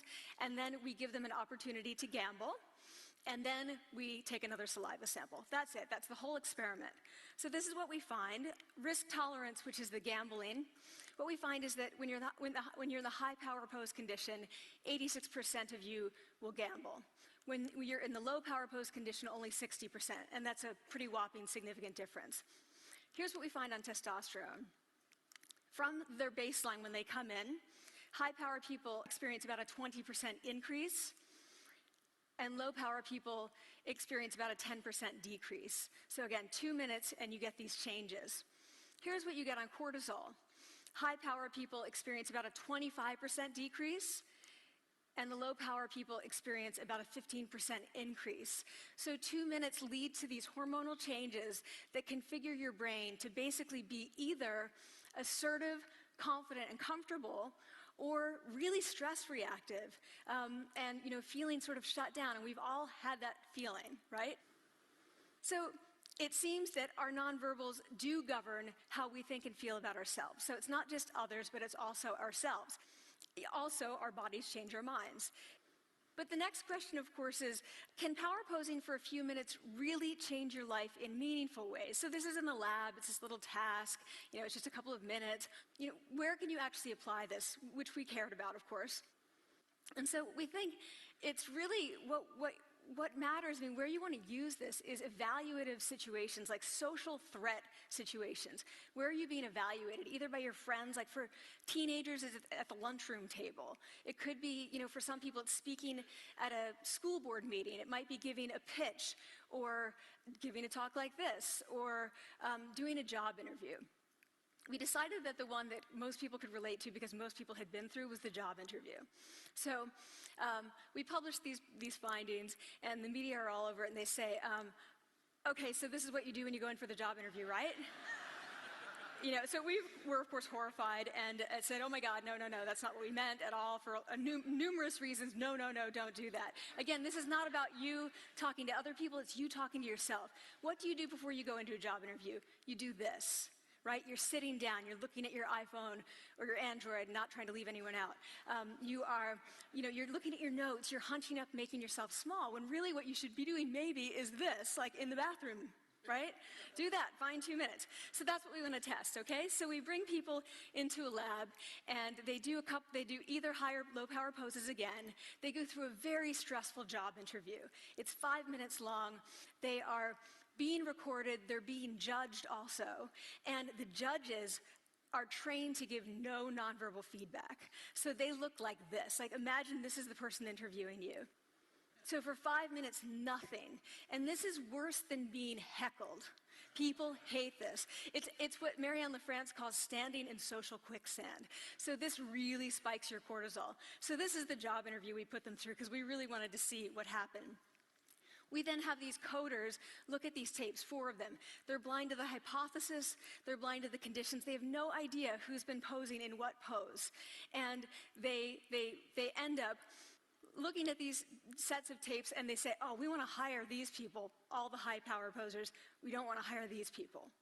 We also evaluate these people much more positively overall. But what's driving it? It's not about the content of the speech. It's about the presence that they're bringing to the speech. We also, because we rate them on all these variables related to sort of competence, like how well structured is the speech? How good is it? What are their qualifications? No effect on those things. This is what's affected, these kinds of things. People are bringing their true selves, basically. They're bringing themselves. They bring their ideas, but as themselves, with no, residue over them. So this is what's driving the effect, or mediating the effect.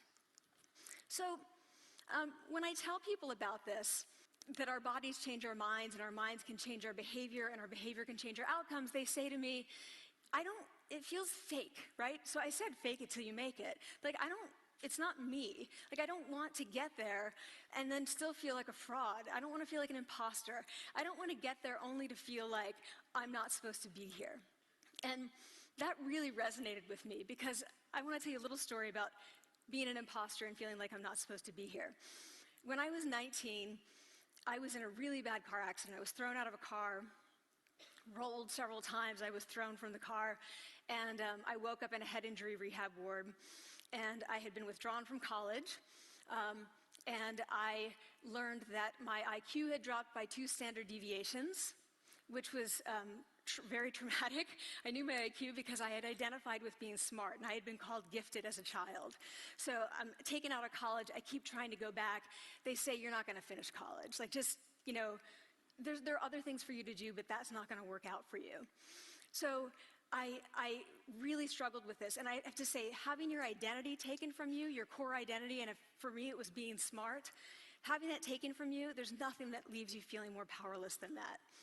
So I felt entirely powerless. I worked and worked and worked, and I got lucky and worked and got lucky and worked.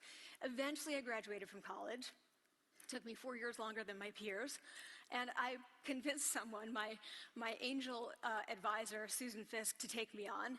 And so I ended up at Princeton, and I was like, I am not supposed to be here. I am an imposter. And the night before my first year talk, and the first year talk at Princeton is a 20-minute talk to 20 people. That's it. I was so afraid of being found out the next day that I called her and said, I'm quitting. She was like, you are not quitting, because I took a gamble on you and you're staying. You're gonna stay, and this is what you're gonna do. You're gonna fake it. You're gonna do every talk that you ever get asked to do. You're just gonna do it and do it and do it, even if you're terrified and just paralyzed and having an out-of-body experience, until you have this moment where you say, oh my gosh, I'm doing it. Like, I have become this. I am actually doing this. So that's what I did. 5 years in grad school. A few years, you know, I'm at Northwestern. I moved to Harvard. I'm at Harvard. I'm not really thinking about it anymore, but for a long time I had been thinking, not supposed to be here, not supposed to be here. So at the end of my first year at Harvard, a student who had not talked in class the entire semester, who I had said, look, you gotta participate or else you're gonna fail, came into my office. I really didn't know her at all. And she said, she came in totally defeated, and she said, I'm not supposed to be here.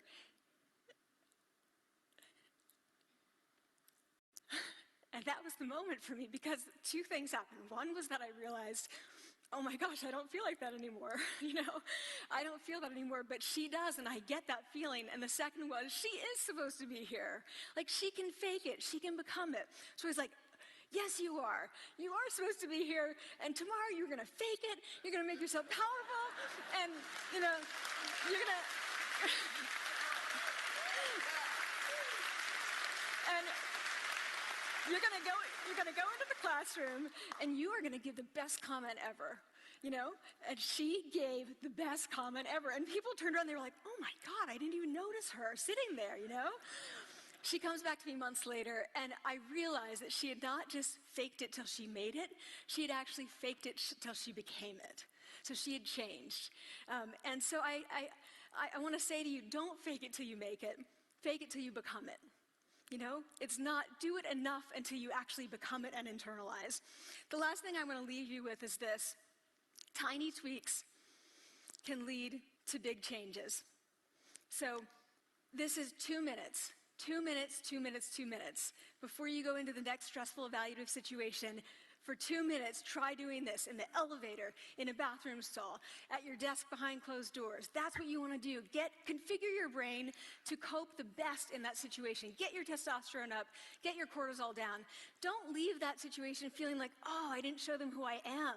Leave that situation feeling like, oh, I really feel like I got to say who I am and show who I am. So I want to ask you first, you know, both to try power posing, and also I want to ask you to share this science, because this is simple. I don't have ego involved in this. Give it away, like, share it with people, because the people who can use it the most are the ones with no resources and no technology and no status and no power. Give it to them, because they can do it in private. They need their bodies, privacy, and 2 minutes, and it can significantly change the outcomes of their life. Thank you.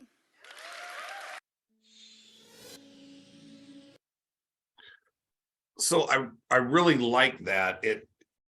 It shows you clinical, measurable results from when you do this power posing thing. You can see hormonal changes that are measurable, and you can actually see people perform differently. So what it proves is you can make temporary adjustments, just like the thing with reading off the list and having you take the positive and negative survey. That creates a positive and a negative change. This does the same thing, but this is a bit more useful. There is some controversy around it still. Normally when you have studies like this, then other universities kick in and do the studies, and there are other universities and research places that are researching this power posing thing as well. And some have found similar results and a few have not. And so there's still a lot of discussion around this. We all here at the Bloomington campus firmly believe in it. We've seen the results, and I was going to share some of that with you. Like I said, we show this in public speaking class. I also show it in my workplace communication class. And real early on when I was teaching public speaking, I had a small class. I only had like 8 or 9 students in this public speaking class. And one of them was a girl from Kenya who had not been in the US maybe 6 months at the most. And English was not her native language, and she didn't know it very well when she got over here. And on top of all that, she was a very extreme introvert, and she was very soft-spoken. So she got up to give her very first speech, and it was almost literally, and you couldn't even hardly hear her. And I took her to the side after class, and I wasn't showing this early in the class like I do now. But I knew I was very aware of it because we studied this when I was in grad school. And I talked to her about, how her fear of public speaking, she was deathly afraid of public speaking, but for her particular career, I don't remember which one it was, public speaking was required. She didn't have the option of either or like some of you did. And I said, okay, I want you to watch this video and see what it can actually do and practice it. And so I got her. I said, when you do public speaking class for that particular class, I had them sign up what order they wanted to do their speeches on speech day. I don't always do that. Sometimes I do this thing that's a random name generator, and I put all the students' name, and it looks like a roulette wheel. They call it the wheel of death, but usually they pick that one to be the way they select speakers. But in this class, I had them pick. So I said, always go 4th or 5th, 6th, somewhere in there, so that you've got time to let a few people get up and speak, and you kind of get the pace of how things are going. And when you are about 2 people away, get up and leave the room, because I don't care, that's fine, and go into the restroom. And if you want to stand in a stall, stand in a stall, but do one of these Wonder Woman poses, do one of these power posing things for at least 5 minutes right before your speech, and then come in and do your speech. And so, and I said, and you do, because I've done this as well. You feel just ridiculous standing, especially if you're in the restroom in front of a mirror doing it and somebody walks in and you feel like you're just, an idiot. But hang with it. I said, go find a classroom where there's nobody in there, because there's always empty classrooms. Find a place where you're comfortable standing like that for at least 5 minutes. So she did that. And she came in on her first speech, and I could see a little bit of an improvement, but I had her do it. We had there's 7 speeches in that period of time. So she had to do 7 speeches, and you could see her confidence building. And she always did that. She would leave about 2 people before her turn and power pose and come back. And she said to me after class was over, that the whole thing was over, she said, that really helped me. She said, I had no idea how big of an influence feeling powerful for a little bit before you do something scary could help you do it. And so that worked. And so then I started showing it in all of my public speaking classes, and I show it earlier. I now show that in the first class, actually, because I always get people who are scared to death to get up and give a speech, and you actually have to give a short, tiny little speech on the first day. And so then I started showing it to all my public speaking classes, and I had a Monday night class that met once a week. So they had to do sort of like this. It was a blended thing. Once a week for 8 weeks. There's 7 speeches, so obviously they're going to do a speech every week but one. And I showed them this, and I said, I encourage you to do the power posing, before come in a little bit early before class. Class started at 6. I said, come in at 5:30 and do it, or whatever. And I would come to class for that on Monday nights for that class. And when I walked in the room, they would all be up. And this happened every week. They would all be up power posing. They'd all stand there looking like Wonder Woman when I walked in. And they said it was extremely helpful to them. So I've seen the effects of doing this and boosting your self-esteem. In my workplace communication course, we go over this as well. They have to do one speech, and they really hate public speaking, probably more than anybody I've ever seen. And we also talk about interviewing in that class. It's the only class I know of where we actually teach interviewing skills. And so when we were talking about interviewing, I said, now before an interview, and like she said, you know, if you've ever gone to an interview where they interview 3 or 4 people for the same job and they have them all in there and they're scheduled, a lot of times you will find yourself in a room with 2 or 3 other people that are your competitors, more or less, for the job. And they do usually sit like she shows in that picture. They're all hunched up and they're looking at their resumes, or they're playing on their phones or something like that. And I said, when you're in that situation, ask where the restroom is and go to the restroom and power pose before they call you in for the interview, and see if that doesn't help you with the actual interview itself. And I had a student in the workplace communication class that had an interview during the class, while the class was going on during that time period. During the weeks that we were in the class. And he came back and he was all excited. And he said, I've got to tell you guys what I did. And those classes are always like 5 or 6, 7 people. They're never very big. And so he wanted to share with everybody. He said he went in and he did exactly that. They were all sitting around just like she showed in the video. And he asked where the restroom was, and he went to the restroom and he power posed, and he kind of knew about when he was coming out to be called. So he did it for 10 minutes. And he said he went into the interview, and he when he was driving there, he was nervous. But when he came out of the bathroom in the power pose, and it was only a couple of minutes before they called him, he said he went back and he sat down with that interviewer and he started talking, and he just felt like he owned the world. And he said he took over the interview, and he was asking the interviewer more questions than the interviewer was asking him. And he said he was just nailing every question, and he walked out of there with the job. And he said, I'm convinced, because he'd been in other interviews, and he said, I'm convinced that really helped me get that job. So we've seen results of that. And if one last thing on that, if you've ever watched Ted Lasso is hilarious. I recommend that TV show to everybody.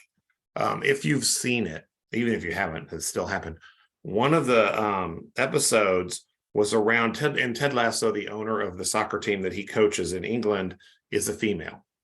And they're talking about intimidation and how some people, there's a character on there that intimidates everybody. And they're talking about that. And Rebecca, who's the owner of the team, says, you don't know intimidation until you have to go into a room full of soccer club owners. And that's always men and her. And one of her friends says, well, what do you do? And she says, I do this. And she actually stands up in the show, in the scene, and does the power pose. But on top of that, she screams like a lion at the same time. And her friend goes, my God, you just scared the shit out of me. And she said, that's how I feel powerful when I walk into those rooms. So this is something that does work, and it can help you short-term build your self-esteem for things like interviews and speeches and stuff like that. But over time, if you keep doing it, as she talked about, she's used it herself. She's seen her students use it as well. And she still is a proponent of power posing. She's written a couple of books about it now, and she's done several TED Talks on it and a lot more research. It can very well help you with self-esteem, which again helps with presenting self and how comfortable we feel in our interactions with other people. So I'll get off my soapbox. The third component, we've had self-concept, we've had self-esteem, is the social self. How do we interact with other people when we're out in society or out with people in general? And it's affected by a couple of different things. One, of course, is how you fall into the scale of being very introverted to being very extroverted. We all fall somewhere in that scale. I've already talked about that a little bit in my own personal experience. Introverted people typically don't really like being around a lot of people. They like being to themselves. They have 1 or 2 close friends. They do more quiet type things, reading a book and things like that. Very extroverted people. Well, I mentioned my wife's grandfather was a like the super extrovert. He's the most extroverted person I ever saw. He never met a stranger. He would walk up and talk to anybody. And it wasn't just walking up and saying hi and a couple of things. He would walk up and have a 20-minute conversation with a total stranger, and it didn't matter who the stranger was or where we were. And I can remember he had reached a point where he didn't drive a whole lot and he wanted to go to Walmart, and we were down visiting, and none of the grandkids wanted to take him to Walmart. And I said, I'll take you to Walmart. I don't care. And all the grandkids were like laughing at me because here's the idiot going to take grandpa to the Walmart. And we walked in that Walmart, and I swear to God, by the time we left, he knew intimate family details of every person in the Walmart, whether they worked there, whether they were shopping there. He talked to everybody. It took like 2 hours to go buy a stick of gum or whatever the heck it was we were going to get. And he knew everybody. That kind of where you fall on that scale affects your the presenting self. It affects how you appear to other people and how you wish to appear to other people. Introverts don't tend to want to be in an extroverted type situation. Extroverts get very uncomfortable in an introvert type of situation. So how you fall in that scale will affect how much and how well sort of that you interact in a social scale of things. It's also dependent on how important you feel social interaction with other people are. Some people need to have people around them all the time. They can't be by themselves. It drives them nuts. And they want to be in social settings constantly. Other people want to be in social settings, but they also want their alone time. They want their me time. And it's not always related to introvert, extrovert. It's just how much of it you need, or you can I was going to say you could tolerate, but how much you could need at any given time. And some people don't need a whole lot of social interaction time. Some people can do that. If you go back to the first class and we looked at Tom Hanks and Castaway, some people could do that hermit thing for long periods of time, and a little bit of social interaction goes a long way with them. Other people, a little bit of no social interaction, and they're driven nuts.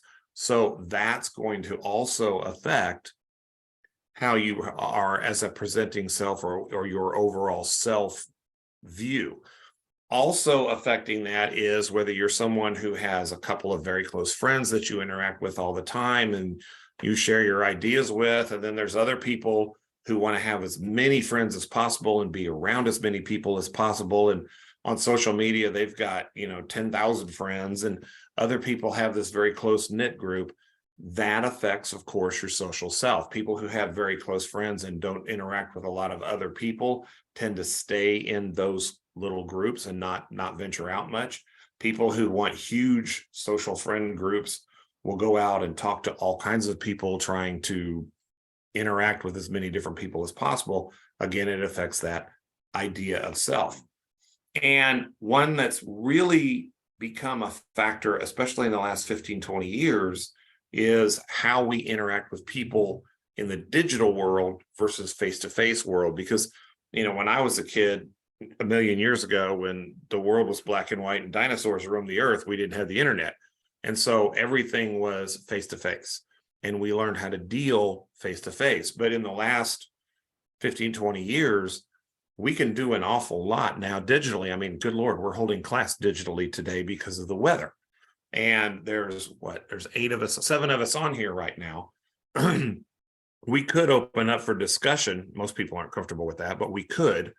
And people will migrate to the internet for their social interactions. So they'll go to the social media sites, Instagram and Snapchat and Facebook and Twitter and all of the sites that are out there, and use those as the platforms for their social interaction. But what studies have found, and this shouldn't surprise any of you, is that the way we interact with people in the digital world is very different than the way we interact with people in the face-to-face world. And we're going to explore that off and on as we go through this course. But we are very controlling on the digital side of what we reveal. So that Johari window changes greatly. The Johari window digitally and the Johari window face-to-face are different. And we are very careful. A lot of people are very careful about what they put up and what they say, and they only show the good pictures of themselves, and they only show successes, and it looks like they never have a failure. But in the real world, we know that's not the case, right? Some people find it easier to interact digitally because they can control what they say. They can control what the return channels are as well. So if they put something out there and somebody puts a comment they don't like, they can just walk away from it. They can delete the comment. There's a lot of ways of dealing with that so that you don't have to interact with it. That doesn't exist in the face-to-face world. And studies are showing that as we get further and further into this digital age, people are having harder times, especially the younger generations, adapting to face-to-face situations. I know my own niece, I've got a niece that's 32, and she grew up in a digital world, and she's a very big introvert anyway, and she can interact with people digitally all day long.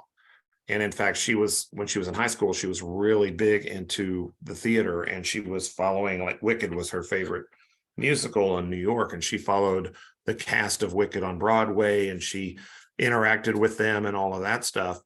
And we thought, well, for your graduation, we'll take you to New York and you can see Wicked face to face, and we'll get a tour behind the scenes and all that stuff. And we did that. And so we go to New York, and the day before we see Wicked, the show, we had tickets for the behind the scenes Wicked. And part of that, you get to go backstage and you get to see how they do some of the stuff and see the costumes and all that kind of stuff. And some of the cast members are usually back there. Now we're thinking this is a great deal for her because she's been interacting with a lot of these cast members digitally, for a good while. So this is right up her alley. A couple of the cast members were in the room with us, and she shied into the corner like crazy and would not interact with them. And later on, we talked to her about it. She said, I don't have a problem reacting and interacting with people digitally. I can't do it face to face. And we're like, but these are people that you interact with anyway on, a lot of times. And she said, I can't do it face to face. It's not the same. And we are seeing studies are showing that is becoming a problem. That's going to affect the self, right? The self you present digitally is going to be different than the self that you present in a face-to-face situation.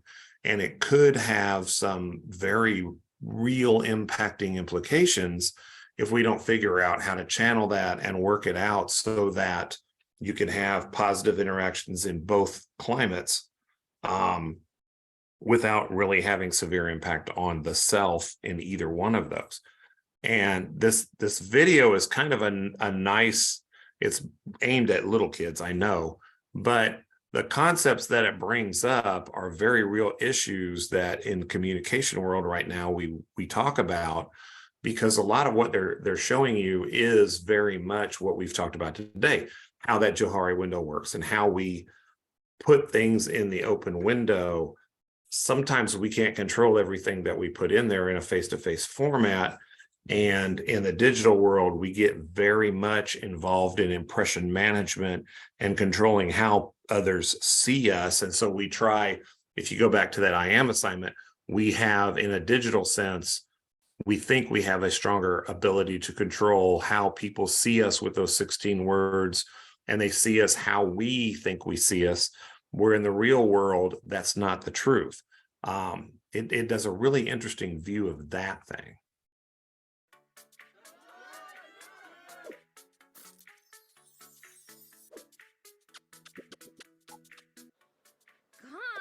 Why every time I check my feed, I feel so blah about myself? It's as if everyone's better than me or having more fun. Yep, I get you, sis. That's why I quit social media. You can do that? Sure you can. My head was about to explode, so I deleted most of the apps for a while. Wait, so what is it that you're doing now? I'm watching a very interesting video about global warming Boring. and it's better than watching Mr. and Mrs. Perfect over there. It's Brandy and David. Sweet, sweet David. No wonder you feel bad about yourself. Social media is designed for you to feel that. What do you mean? I was hoping you'd ask. Come with me. I'll show you. Where to? Into your feed, where nothing is how it seems. Brandy. Ugh. From all places, why do we have to land here? Look how perfect she is. Well, duh. She's an influencer. She gets money to post these. Someone actually paid her for that? If you'll just widen your perspective, you'll see it's nothing but an ad for soda. So it's all just a big hoax? I've been living in a lie. Come on, turn off the crying filter. I mean, social media can be really great. It's full of fun things and interesting ideas. It's just that if you start comparing yourself to everything you see, your head connects. Ruth? Ruth? There you are. Look how perfect they are together. Of course they are. So you agree with me? They pick and choose only the moments that look perfect. They won't show when they are fighting or how they look in the morning. Even though it seems like that on social media, no one is perfect. Not even Brandy. You really think so? I know so. Aw, thanks for showing me what's really going on my phone. We need to celebrate this moment with a selfie. Hey, no, I told you I'm out. Come on. Fine.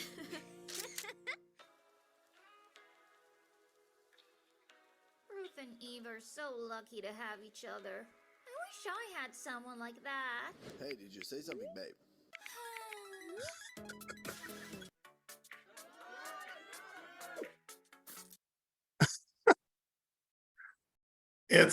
It's not a, oh, we need to abandon all social media or anything like that. That's going to be here forever, and there's some seriously positive implications to it.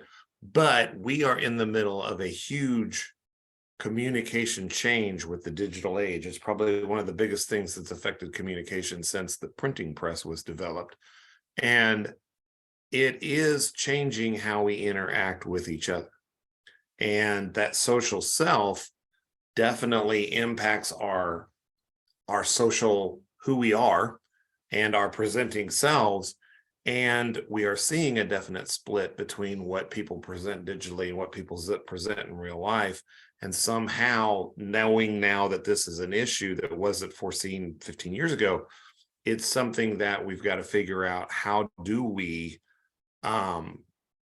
mend the differences so that it becomes more realistic? Because there is a lot of, as they showed, fakery, on the social media sites, and life is not always as it's presented that way. So you go back to that Johari window, it's much more controlled, in the digital format than in the face-to-face. And so it matters a great deal. So eventually in the world, you're going to have to at least deal somewhat in the face-to-face world. So we have to learn how to do that.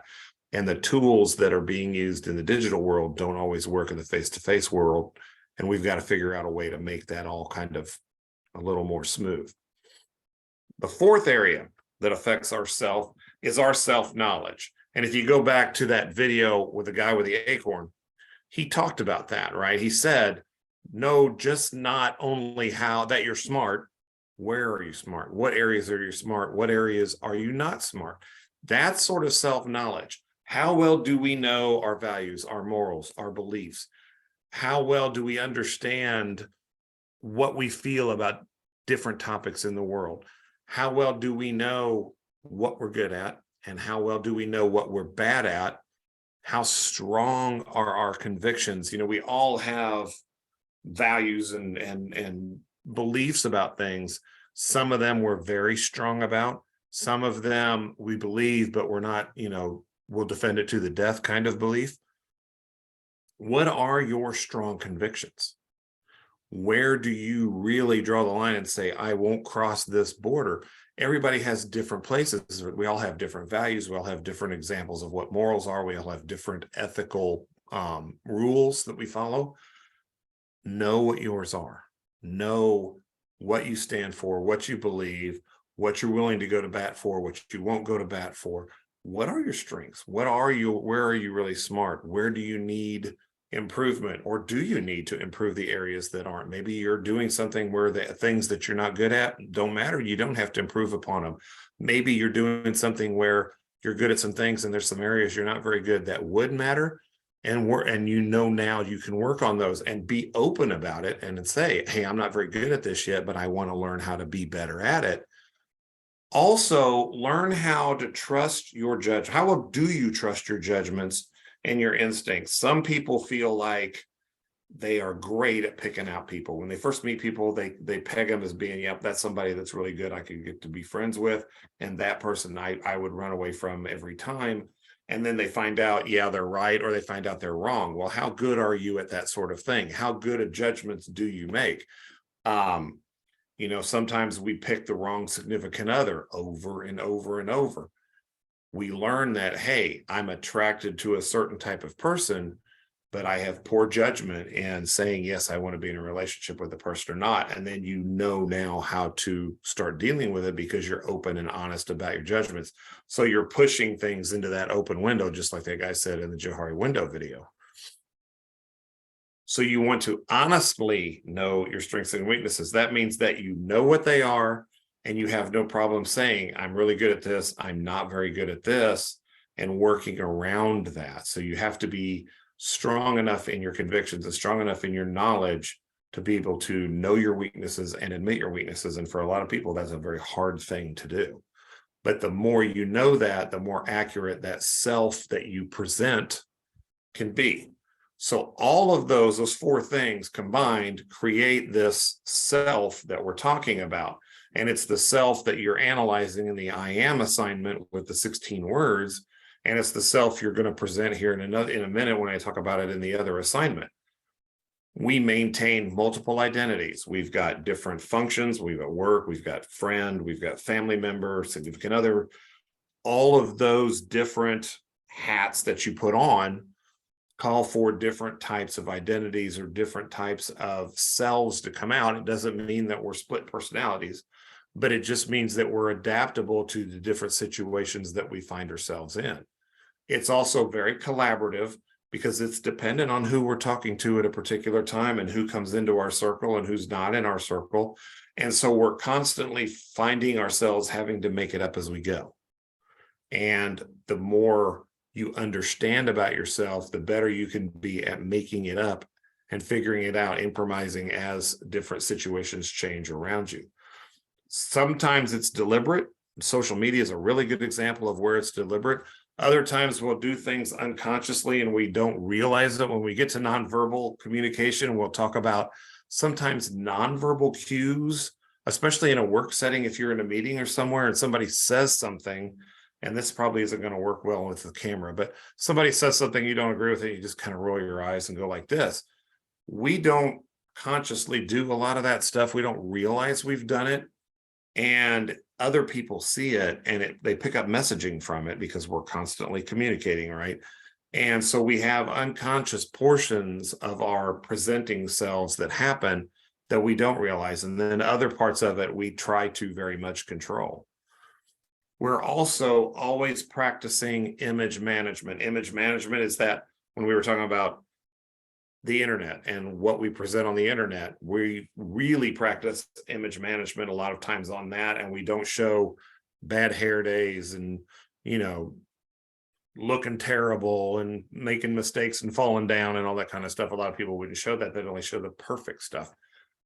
In real life, we're doing image management as well. If you're high self-monitoring, you're paying attention to the cues that you're getting from the people around you, and you're making adjustments accordingly.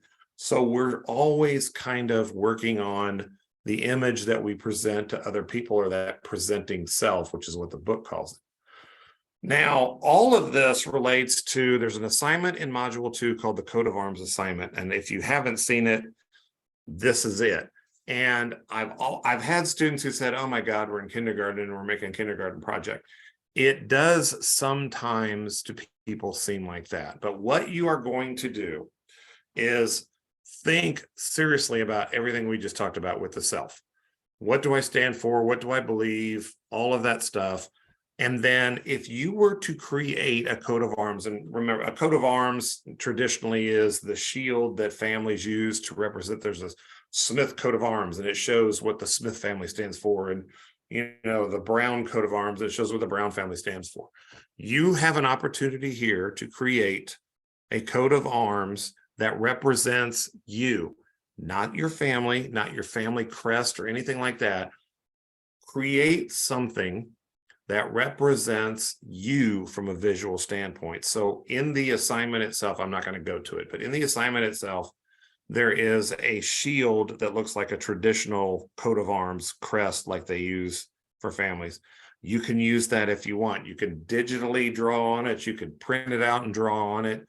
I don't really care. I've had students who painted them. I had a student who paper mached a crest one time.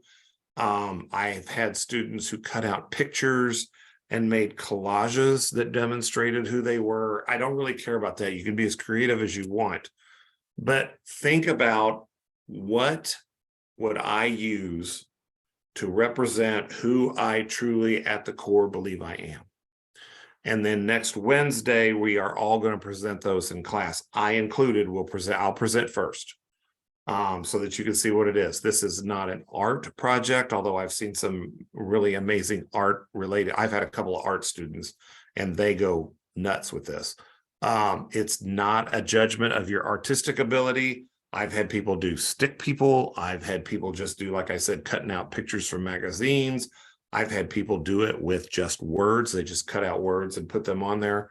I don't really care how you do it, but find a way to create something that visually represents you, and then in class be prepared to show the rest of the class what it is and why it represents you. So yeah, it's kind of a public speaking project, but you'll be into it. You created it, you'll know it. It won't be a speech per se. And like I said, I will do the very first presentation of it. So that's your assignment. It's worth 50 points. And then also for the rest of this week, if you haven't already, read chapter 3. And you also want to make sure that you have read chapter 4. And then this week, you've got the quiz like you did last week. You also have a reflection paper that's due Sunday night. That reflection paper creates a scenario, and then it's going to ask you how you feel about it. This is social media kind of related. It's not really a right or wrong answer type of thing. It's more of understanding more of this you and self and how you feel about things. It's helping you get more in touch with what do you really believe and how do you really present and that kind of thing. That's at least the intent of it. Continue working on the I am assignment because that's due in week 4.